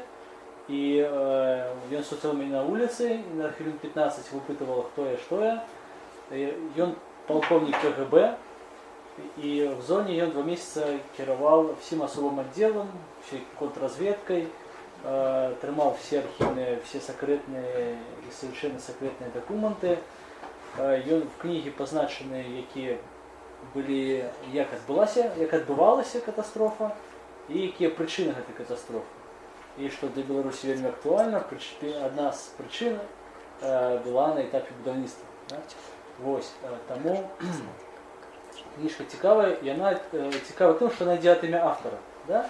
І так як автор гэта яго ўспаміны, гэта можа быць трошку цікавей і трошку эмацыянальна цікавей, чым навуковая работа. Да? Таму што навуковыя работы часта яны навуковыя. І цікава, што насамрэч ёсць такі тренд ва ўсходніх гісторыкаў менавіта пісаць больш эмацыйна о такіх значных праблемах, той же там Тимоті Снайдер, да, і навмысна выкарыстоўваць пэўныя паняцці, і мне, напрыклад, вельмі блізка, да, такія вот эпіцеты кшталту, што гэта выратавальнікі Европы, там всяго сусвету, якіх забытыя і забітыя насамрэч. Таму не такой структурированный и логичный выступ. Я хочу сказать, что мы в этой книге и праз такие штуки мы спробуем как бы эмоцийно вызвать. Человек как бы эмоцийно его кудысьці, скажем, вытянуть з той ситуации, в якой он знаходится. Калі ёсць нейкае там безразличие, то я шукал методы и працягваю их шукать, способы, инструменты, як работать с человеком на ўзроўні эмацыянальным. Я не ведаю, ці дастаткова атрымалася у нас з гэтай кнігай, і ці атрымаецца, бо з распаўсюдам у нас там пэўныя замінкі атрымались. Але я его, в принципе, и архив устной истории, и историчной майстэрні можа хочу таки дать, как бы прапанову внести, что можно шукать новые формы работы с людьми, якія выходят за межы просто интеллектуальных ведаў, а якія насамрэч глыбока ўзрушваюць чалавека. Ну и в принципе, я не ведаю, можно праводзіць адмысловыя там мозговые там штурмы, да, калі цікава, але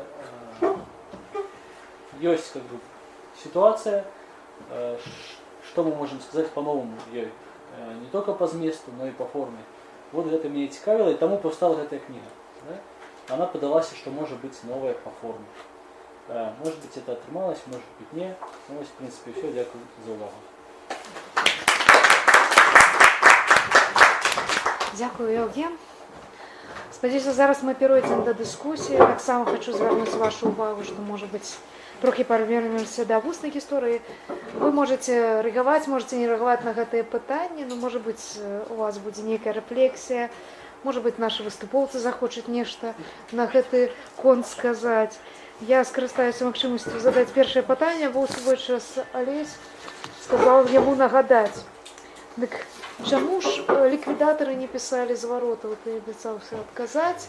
Вось, на гэта адкажы, а пасля, спадзяюся, іншыя працягнуць эстафету пытаний. Касательно только прокомментирую спасители Европы, это для меня тоже определенный конструкт, который мы предлагаем. Конечно, это, несомненно, были люди, которые минимизировали последствия этих радиационных Чернобыльской катастрофы, но у меня ощущение есть, что мы создаем такой конструкт, мы предлагаем, и я был свидетелем, я не знаю самого генезиса этого конструкта, мне кажется, это предложено немецкими актерами и наших ликвидаторов, в смысле, неважно, ликвидаторов, которые участвовали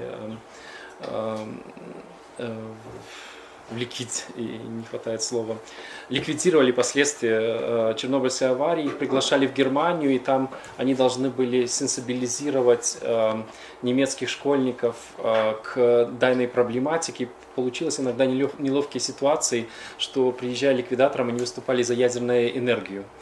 потому что многие или отдельные из них специалисты, они работали на реакторе, это часть их профессии была, и потеряв в Беларуси этот реактор, они потеряли профессиональную деятельность. И были такие случаи, когда немецкая аудитория сидела и удивлялась, как может ликвидатор быть за ядерную энергию. То есть и многие из этих людей, они сами зачастую так не рефлексировали, что это было, не обрабатывали. И поэтому мне, скажем, они с удовольствием примеряют на себя этот конструкт спасителей Европы, но мне кажется, до конца это не осмысленно, не до конца осмысленно, что это было, как мы в свое время... Окей, слишком далеко ухожу. Возвращаясь к ликвидаторам, у меня феномен в работе был, что я изучал, то есть у меня практически какой-то узкий туннельный взгляд, это, то есть писал, кто писали обращения. У меня абсолютно выпали ликвидаторы. Для этого я, соответственно, позже, может, пару лет спустя, это не вошло в книгу, я потом отдельно писал статью об этом, почему ликвидаторы не писали не писали жалобы, белорусские ликвидаторы. И я вообще пытался понять, в чем специфика белорусских ликвидаторов. Отчасти было сказано, они менее активные, там самоорганизация у них хуже, чем в Украине. Но у нас специфика наших ликвидаторов заключалась в том, что это в основном были не те, которые непосредственно в реакторе участвовали, а те, которые эвакуировали людей, тушили пожары на зараженной территории, охраняли 30-километровую зону. И могу ошибаться, но по моим выводам это абсолютное большинство, это те, которые принимали участие в этой 30-километровой зоне, но не непосредственно на реакторе. И вот этот Витковский, это один из немногих, кто непосредственно на реакторе работал. Например, в Наровле, это очень близко от Чернобыльской 30-километровой зоны, там всего 2 ликвидатора. Это те, которые действительно технари, которые технически принимали участие. И вот этот Нестеренко, тоже он один из немногих экспертов, который мог как специалист оценить последствия. Вопрос, почему они не писали, у меня есть только предположения, я их опрашивал. Большинство из этих людей, которые были призваны на ликвидацию, это были, например, милиционеры, пожарники, они представляли какие-то такие милитаристические организации, в которых не принято жаловаться и в которых не принята такая культура решения вопросов через механизм жалобы. Но как минимум до распада БССР я практически не встречал жалоб. Жалобы от них пошли, когда начали вводить эти свидетельства. Вот тогда пошла действительно, каждый должен доказывать, но это уже не совсем была такая особенность советской системы обращения, она непрозрачная, вы не знаете, что там происходит.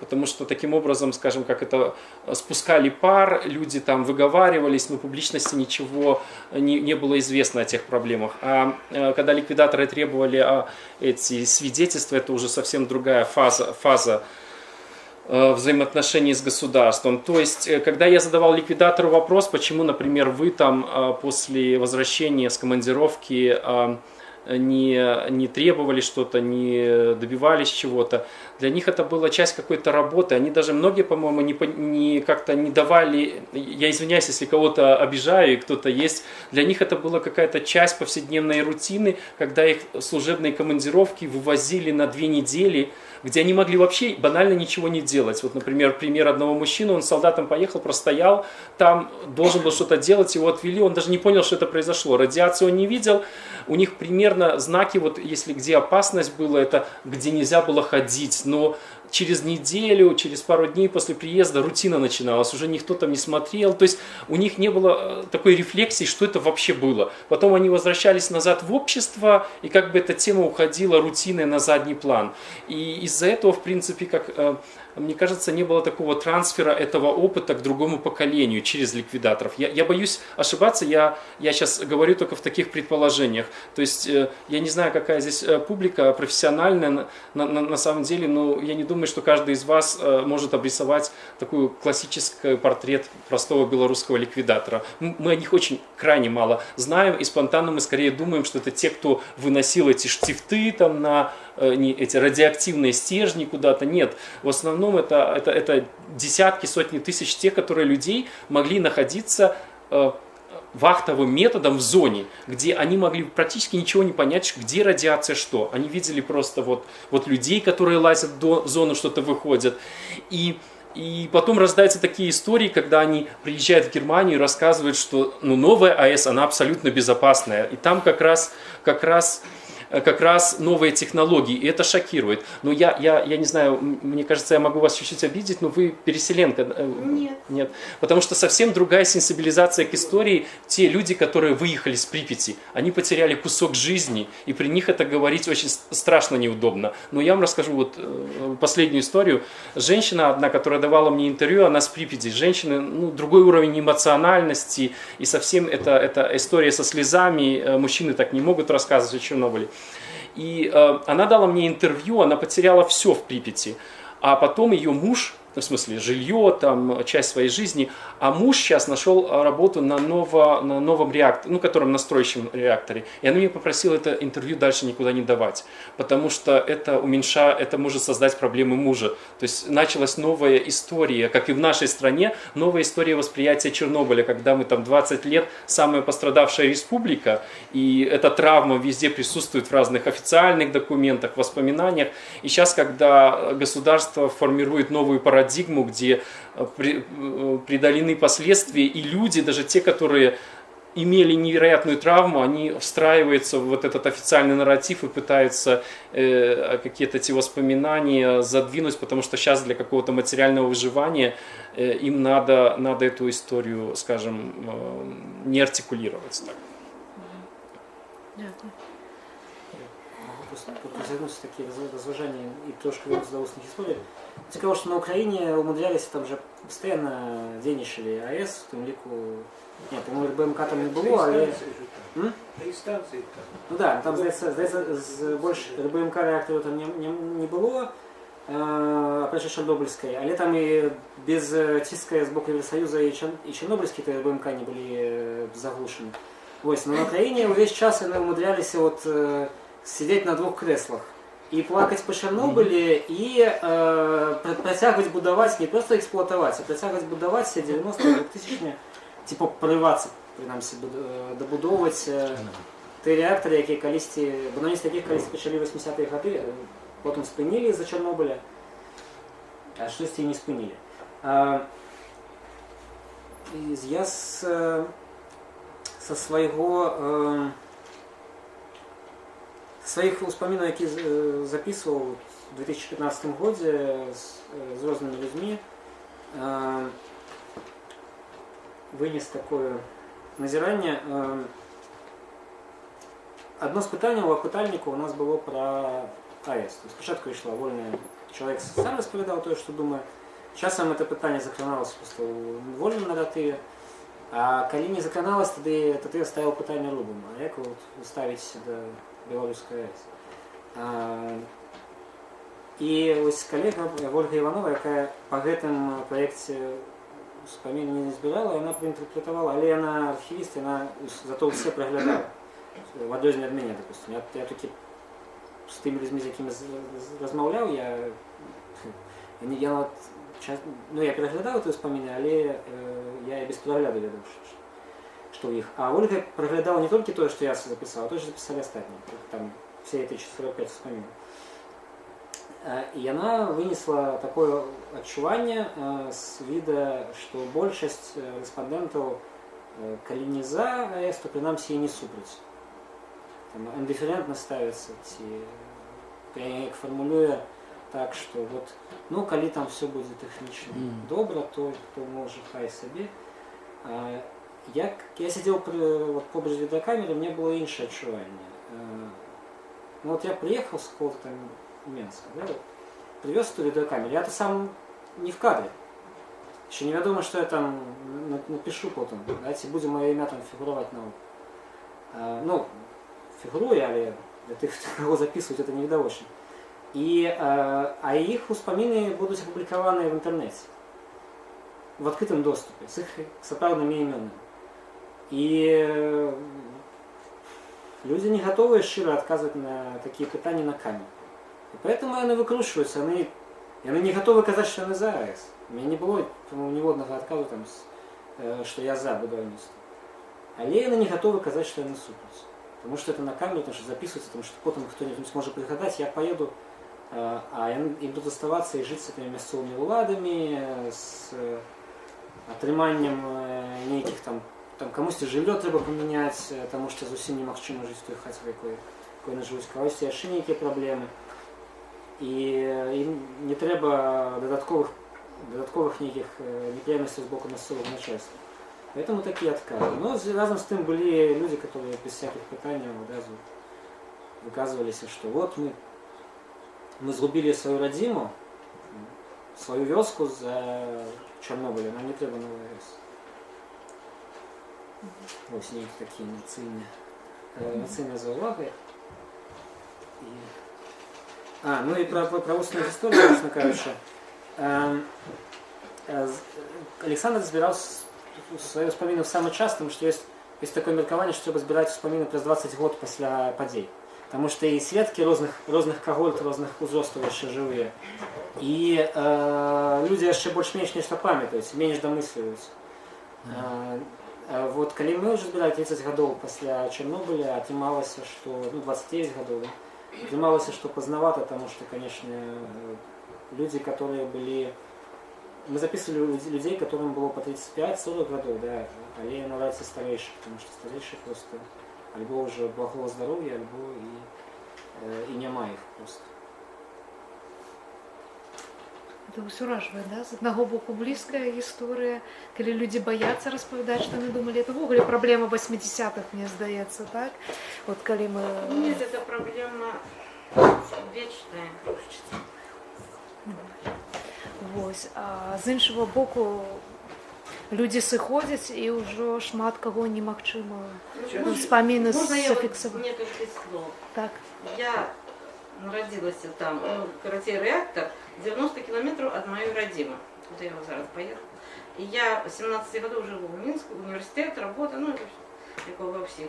А сестра у Калинковича. И вот я отрымалась это все. Жах это. И они приехали, у них были две девчонки, 10 годов и 3. И они приехали до меня только 9 мая. Нет, они не зразумели, что здарилось. И 9 мая они детей привезли до меня сюда. Побыли они до 20-го, и батька их повез назад. Потом 1 червня они снова приехали. И они там метались, и им было не до жалоб, ни до чего. И они не ведали, что робить. И они приехали до меня 10 червня. У нас сын, заканчивая школу, сдает экзамены. Мать приехала, потом бабулю привезли, мать поехала, у нас такие кавардак, ну это все такое. И они до конца лета они эти побыли, ну не совсем до конца, потому что у конца лета их повезли у Крым, вот детей собрали калинковицких, и повезли у Крым оздоравливаться. А потом приехали, и все засталось. Так они и прожили, все життя там. Ну не так отрымалось, девчины обеи закончили Мазырский пед. И вот эту маленькую, у жнивні мы поховали. И пухлиномозгу. Она вот не злоякостная, а лишь она села так, что она съела мозг, и она сгорела буквально. 33 ровно. У нее остались 2 девочки, одной 10, одной 13. Она вельми рано вышла замуж в институте. Ну и мы ее поховали. Вот як это забудется, это не забудется, это у нас у семьи, это живе. Потому что вот только 8 месяцев прошло после ее смерти. И будто это не звяжешь с Чернобылем. Але же она все життя хворела. Вот та, что была старейшая трошки, она уже была больше-меньше так, иммунитетная, напевно. А эта маленькая 3-годовая, мы тут в Минску ей означали 3 годики. Ну и вот ее поховали. И як тут забудешься, это Чорнобиль, вот він не живе. А батька їх, до речі, от про третє питання. Батька їх був начальником дорожного управління, і він робочих своїх возив туди дороги, вот здымать этот слой, и перевернуть его или закапать. И рабочие менялись они все-таки, а начальник повинен был там недалеко же. Ну, 90 километров до реактора, а эти работы проводились не так далеко, поэтому он ездил туда. И он живый, конечно, но такое здоровье. И вот эти вот ликвидаторы, як они потом эти посвящения свои, як эти группы, вот их мужик говорил, Так я говорю, вот для нашей семьи это вот живе Чернобыль, и он был бы не 30 годов, а учера, потому что... Проблема с радиацией заключалась в том, что вы могли близко от реактора быть, там могли быть, радиация выпадала пятнами, то есть... Так ну так, ти ж Калинкович, я не говорю про другие места, ти ж Калинкович, и они одразу стали, ну не 30-километровая зона, конечно, а я ж забрудженная. А потім про несколько годов сказали, у вас, ребята, у вас все выдатно, и сняли все льготы. Все у них чисто, все добро. А я говорю, вот мы 30-годовую женщинку поховали, и быцем не свяжешь, потому что, хотя у нее все житье, хворобы. Проблема, что в Беларуси вот эти 30-километровая зона, она остановилась, это как бы символ этой опасности, там, где была радиация. А вот эти могилевские все регионы, они, по сути дела, там эвакуация началась только в 89-90-х годах. Эта проблема заключалась, вот это пятнами выпало. Советский Союз ликвидацию так называемую закончил уже в 1986 году. За счет вот этих работ радиация была снижена до безопасного уровня. Никто не говорил, какие цифры, как они безопасны. Там сами эксперты путались, откуда это безопасно, да, они не знали.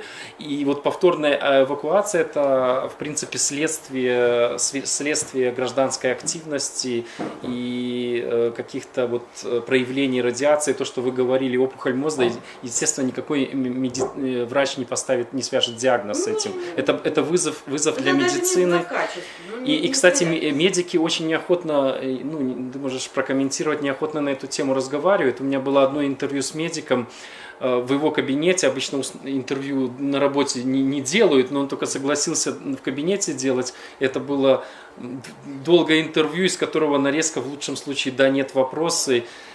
Мне кажется, они даже сами некоторые вещи не могут систематизировать и понять, что это было, откуда риски начинаются, и вообще не хотят. Это удивительно в нашем обществе, что медики не дают какие-то экспертные оценки и молчат, да, то есть это... А что там было? Я помню, вот когда вдарилась, вот то 26-е, 28-го пришли на работу, я сама физик, я працевала в житті в НИИ. И, все мои коллеги, так самые инженеры, и я помню, я всем доказывала, что это такие классичный ядерный взрыв. Что такое взрыв? Это неуправляемая ядерная реакция. Там так и было. А оно, по-моему, до сих пор не зафиксировано. Нет, кому надо, не зафиксировали. А лишь вот так, это был взрыв в реакторе. Самый соправдный, с выкидами. А его навод и теперь его не фиксируют, як такі. Быцем это и не взрыв, як такі, як його взрыв, это просто авария на станции. Це тепловий вибух був по тих доказах, які... Нет, так это тепловой выбух. Потому что... Вы можете посмотреть, да, советскую риторику. Это называлось ликвидация, потом она стала следующий концепт я выполнил. Ну, сейчас это уже фаза, что это реабилитация. До этого было преодоление, то есть человек пытается с этими непонятными вещами что-то подобрать слово. Первое абсолютно неудачное, а второе типа преодолевается, а сейчас оказывается уже и реабилитируется земли определенные. Ну, коли ликвидация это сугубо советский термин, конечно. Реабилитация это уже международный термин, и он как бы распрацовывался не в тайне было Советского Союза. Это тут же зацікавлена не тільки Росія, як країна, де є велика атомна індустрія, а, наприклад, Франція. И натурально, что МАГАТЭ, как лоббистская структура, которая расповсюдживает, которая в статусе записана, что расповсюдживает ядерную энергетику, конечно, самое... Извиняюсь, есть одна книжка известная французская, где у них в заглавии выставлена цитата «Облако остановилось на границе Франции». Франция ядерное это государство, и у них очень много... И рефлексия была такая, что радиация у нас дошла до границы, чтобы не сенсибилизировать население к ядерной проблематике. Тогда, когда мы же уже были взрослые, грамотные люди, и я говорю, у меня в моем окружении было, когда в Канаде, первые, по-моему, в Канаде зафиксировали повышение радиации. В Швеции. И в Швеции. В Швеции. В Швеции это наша Европа. Я помню вот про Канаду, что в Канаде зафиксировали, а у нас все добро. У нас ничего не было. А эти калинковские мы метались там. Можно я скажу пару слов? Просто несколько эпизодов сразу вспомнил. Значит, в 86 году в июне мне пришла повестка на сборы. Я в тот день был, правда, в командировке где-то. Я не поехал на сборы. Потом через день пришел. Можно немножко громче. Пришла повестка из военкомата, просто уже по-русски выше быстрее. Вот. Но я вот был где-то в командировке чуть не в Союзе, и значит, вернулся, пошел в военкомат, не надо уже уехали. А потом я узнал, что из тех, кто поехал за набор, там человек 30 ребят, человека 3-4 сразу умер. Потом в 87 году, я девочке говорил, не знаю, как назвать, в 87 году меня послали от Министерства просвещения и образования, послали на порядок готовиться к школе в Черном городе, в Чернобыльской школе. Ну, в Праге, на Ровне, вот в этих обедах еще там я был, в тех местах был. Значит, нас поселили в гостинице, в доме очень хорошо поселили, каждый день утром возили туда и чуть возили назад. Мы чего там не ели, но водку нам пить там давали. В течение дня нам раз давали. У меня потрясла природа, говорит, да, что сделать? Ну, крыши покрасили, подновили, дома химограмму какую-то сделали. В каждой ныне школе по 3-4 было готовых. У меня потрясла природа. Такие так пышно цвели сады. Я говорю, такие огромные яблоки были, я сорвал, хотел откусить, я говорю, школу, не ешь, не ешь. Ты что? Вот это был в августе месяце. А потом у меня случилась ерунда где-то в ноябре месяце. Вот, если на нос меня посмотрите, вот, у меня случилась тут такая, как сказать, шишка. Она где-то размером в пятак. Вот, я пошел в нашу поликлинику, они говорят, ничего, нормально, беззакачественно и все. Вот срезали. Потом через неделю она опять начала. Тогда вот меня отправили в онкологию, я опять первый раз позвонился. Тогда еще этой онкологии не было, там проблема. Потом еще где-то года 3 я там лежал периодически. И там, конечно, смотрелся, там были страшные вещи. Лысые девочки.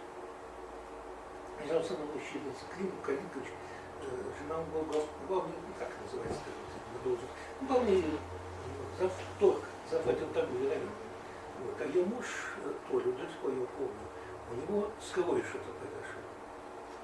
И вот его клали туда перечислить, причем врачи, то где-то в щиколотке кровь выбивается через кровь, то где-то тоже в ладони, показывается, где-то в запястье. И вот перечислить тоже клали, меняли кровь, не знаю, чем там закончилось.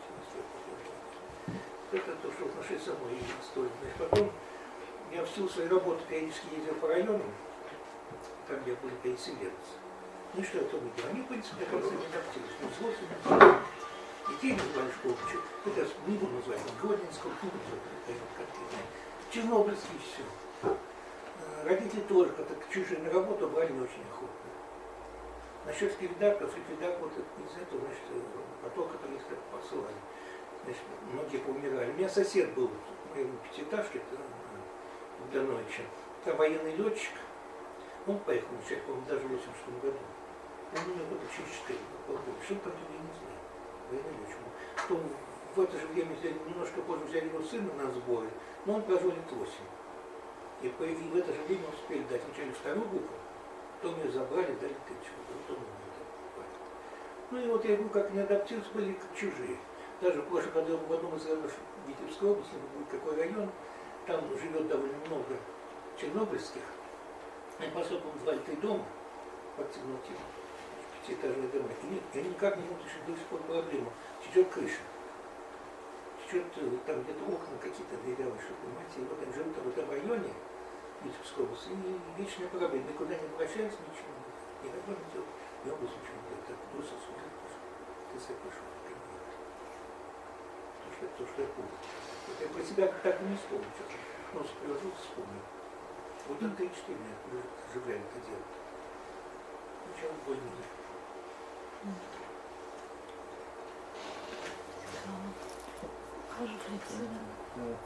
Александр в самому початку спасался на Ульриха Бека і його книгу про громадство ризики, яка вийшла в 1986 году. І Александр сказав ще про нечто, що тепер маємо ризики, які тяжко виміряти у сумах страхових. Да? Атомна індустрія вирішує, во всіх країнах світу атомна індустрія вирішила це вельми простим чином. У Ради виставили верхній ліміт для компенсації. У випадку аварії є максимальний ліміт, який енергетичні концерни будуть виплачувати потерпілим людям ад аварыі. Так, і тое самае в Японіі, да, і гэта пасля Фукусімы, ну, это яшчэ да Фукусімы быў верхні ліміт, але просто ён быў прымянімы.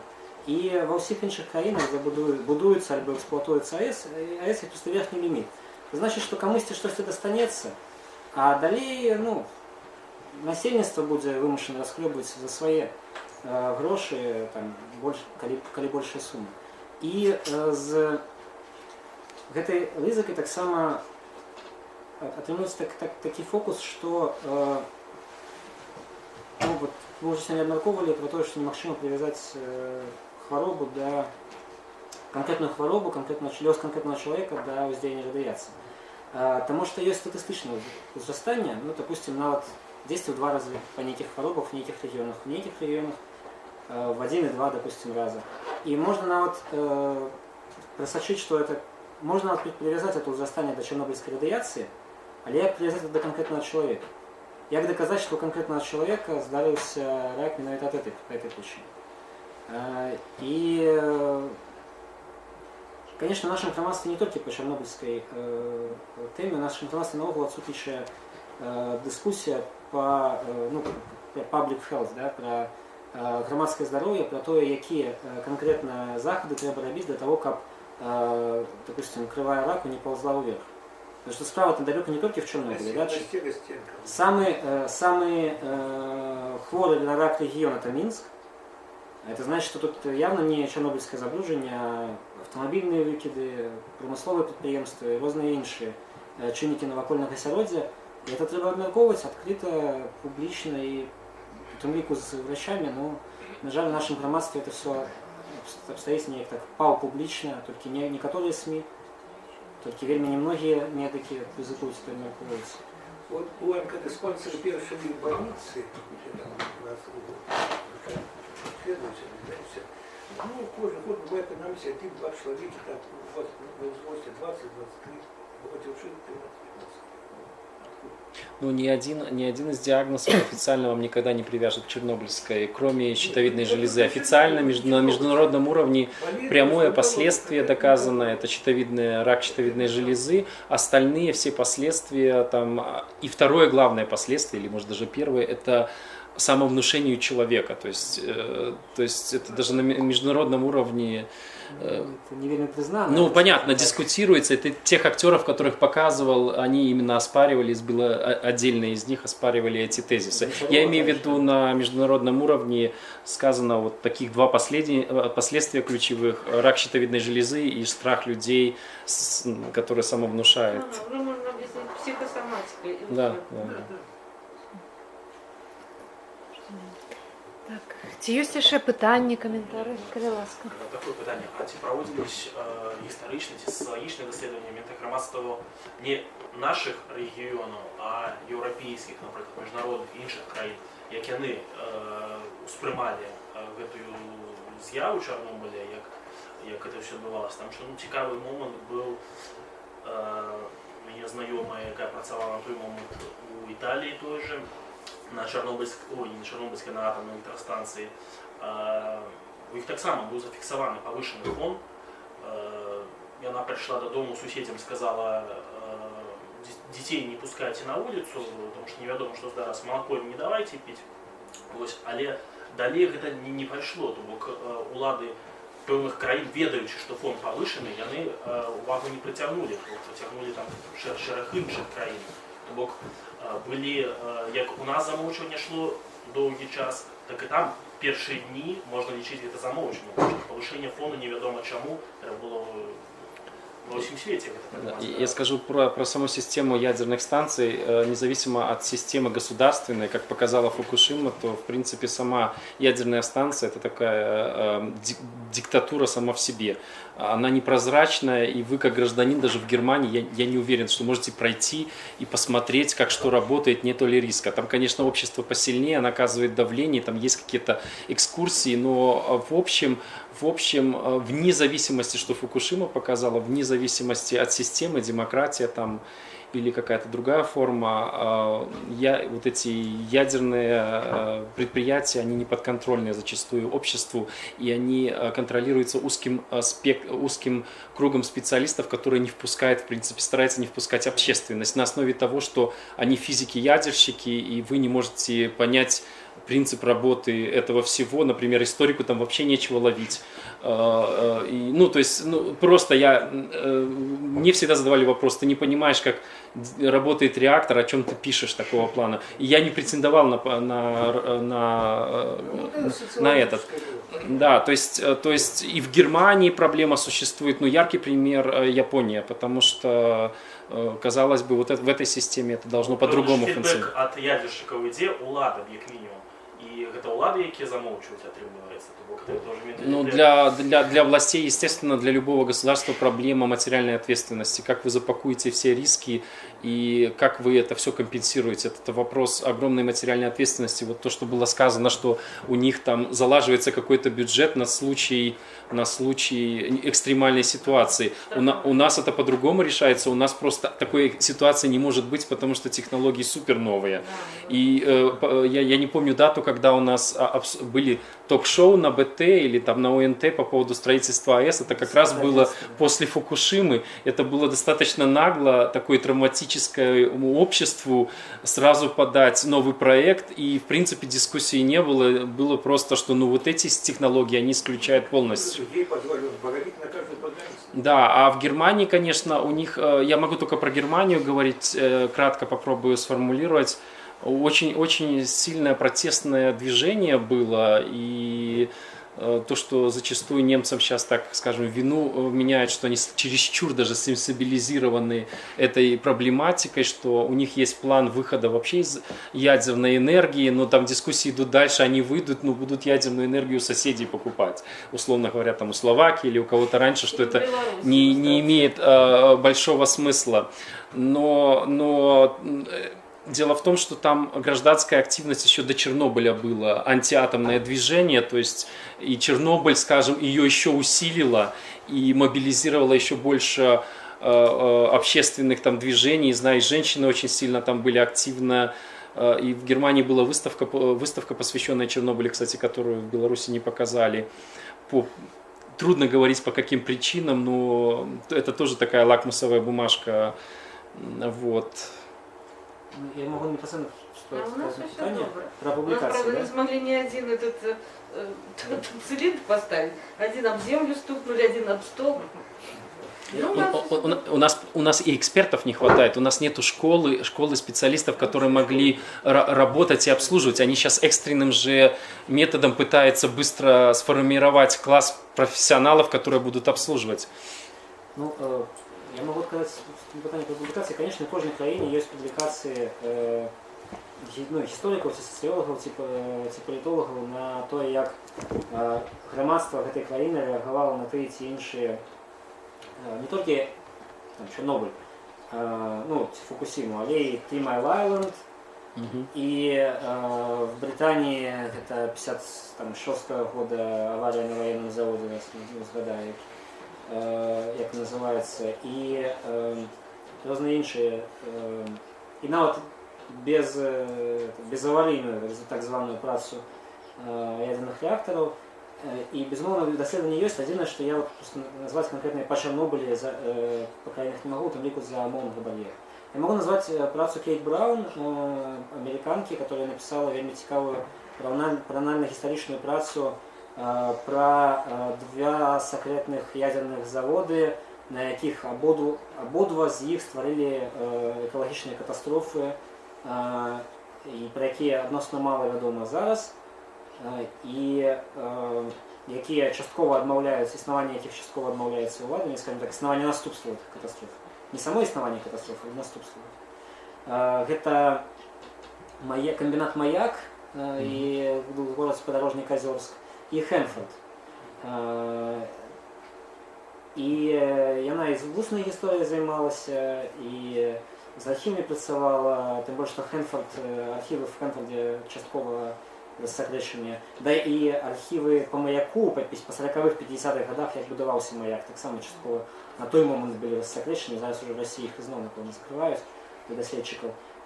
І вось яе кніжку я рэкамендую, яе павінны перакласці на польскую мову, павінны перакласці на рускую мову, прынамсі уже праца вядзецца. Вот.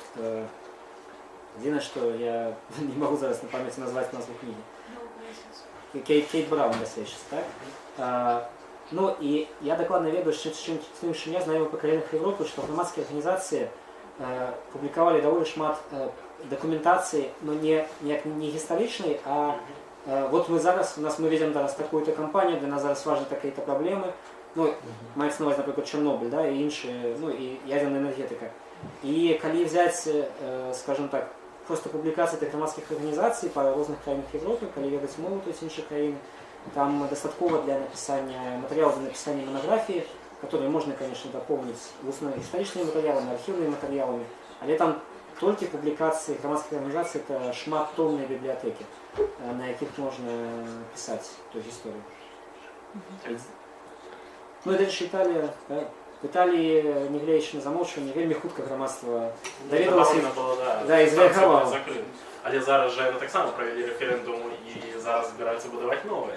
Нет, рэферэндум быў яшчэ ў 11 годзе і зноў адмоўны быў вынік. Нет, вось у 11 якраз такі годзе там выказваліся такім чынам, што вельмі шмат італьянцаў былі за ядзерную энергетыку. Але больш все-таки супраць.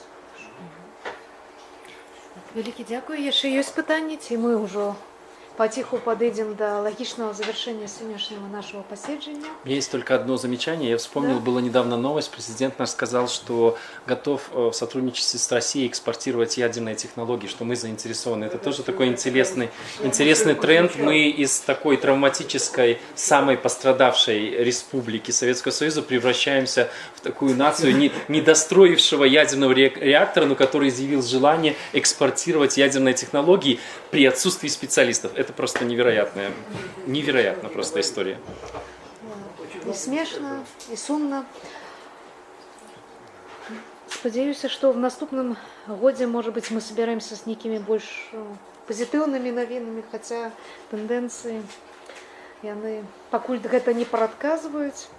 Прынамсі, ёсць у планах нашего клуба на наступны год прывесці выставу, якая паўстала на Украине, по еврейской спадчыне Полесся, якая стала недоступной з-за Чарнобыльской катастрофы.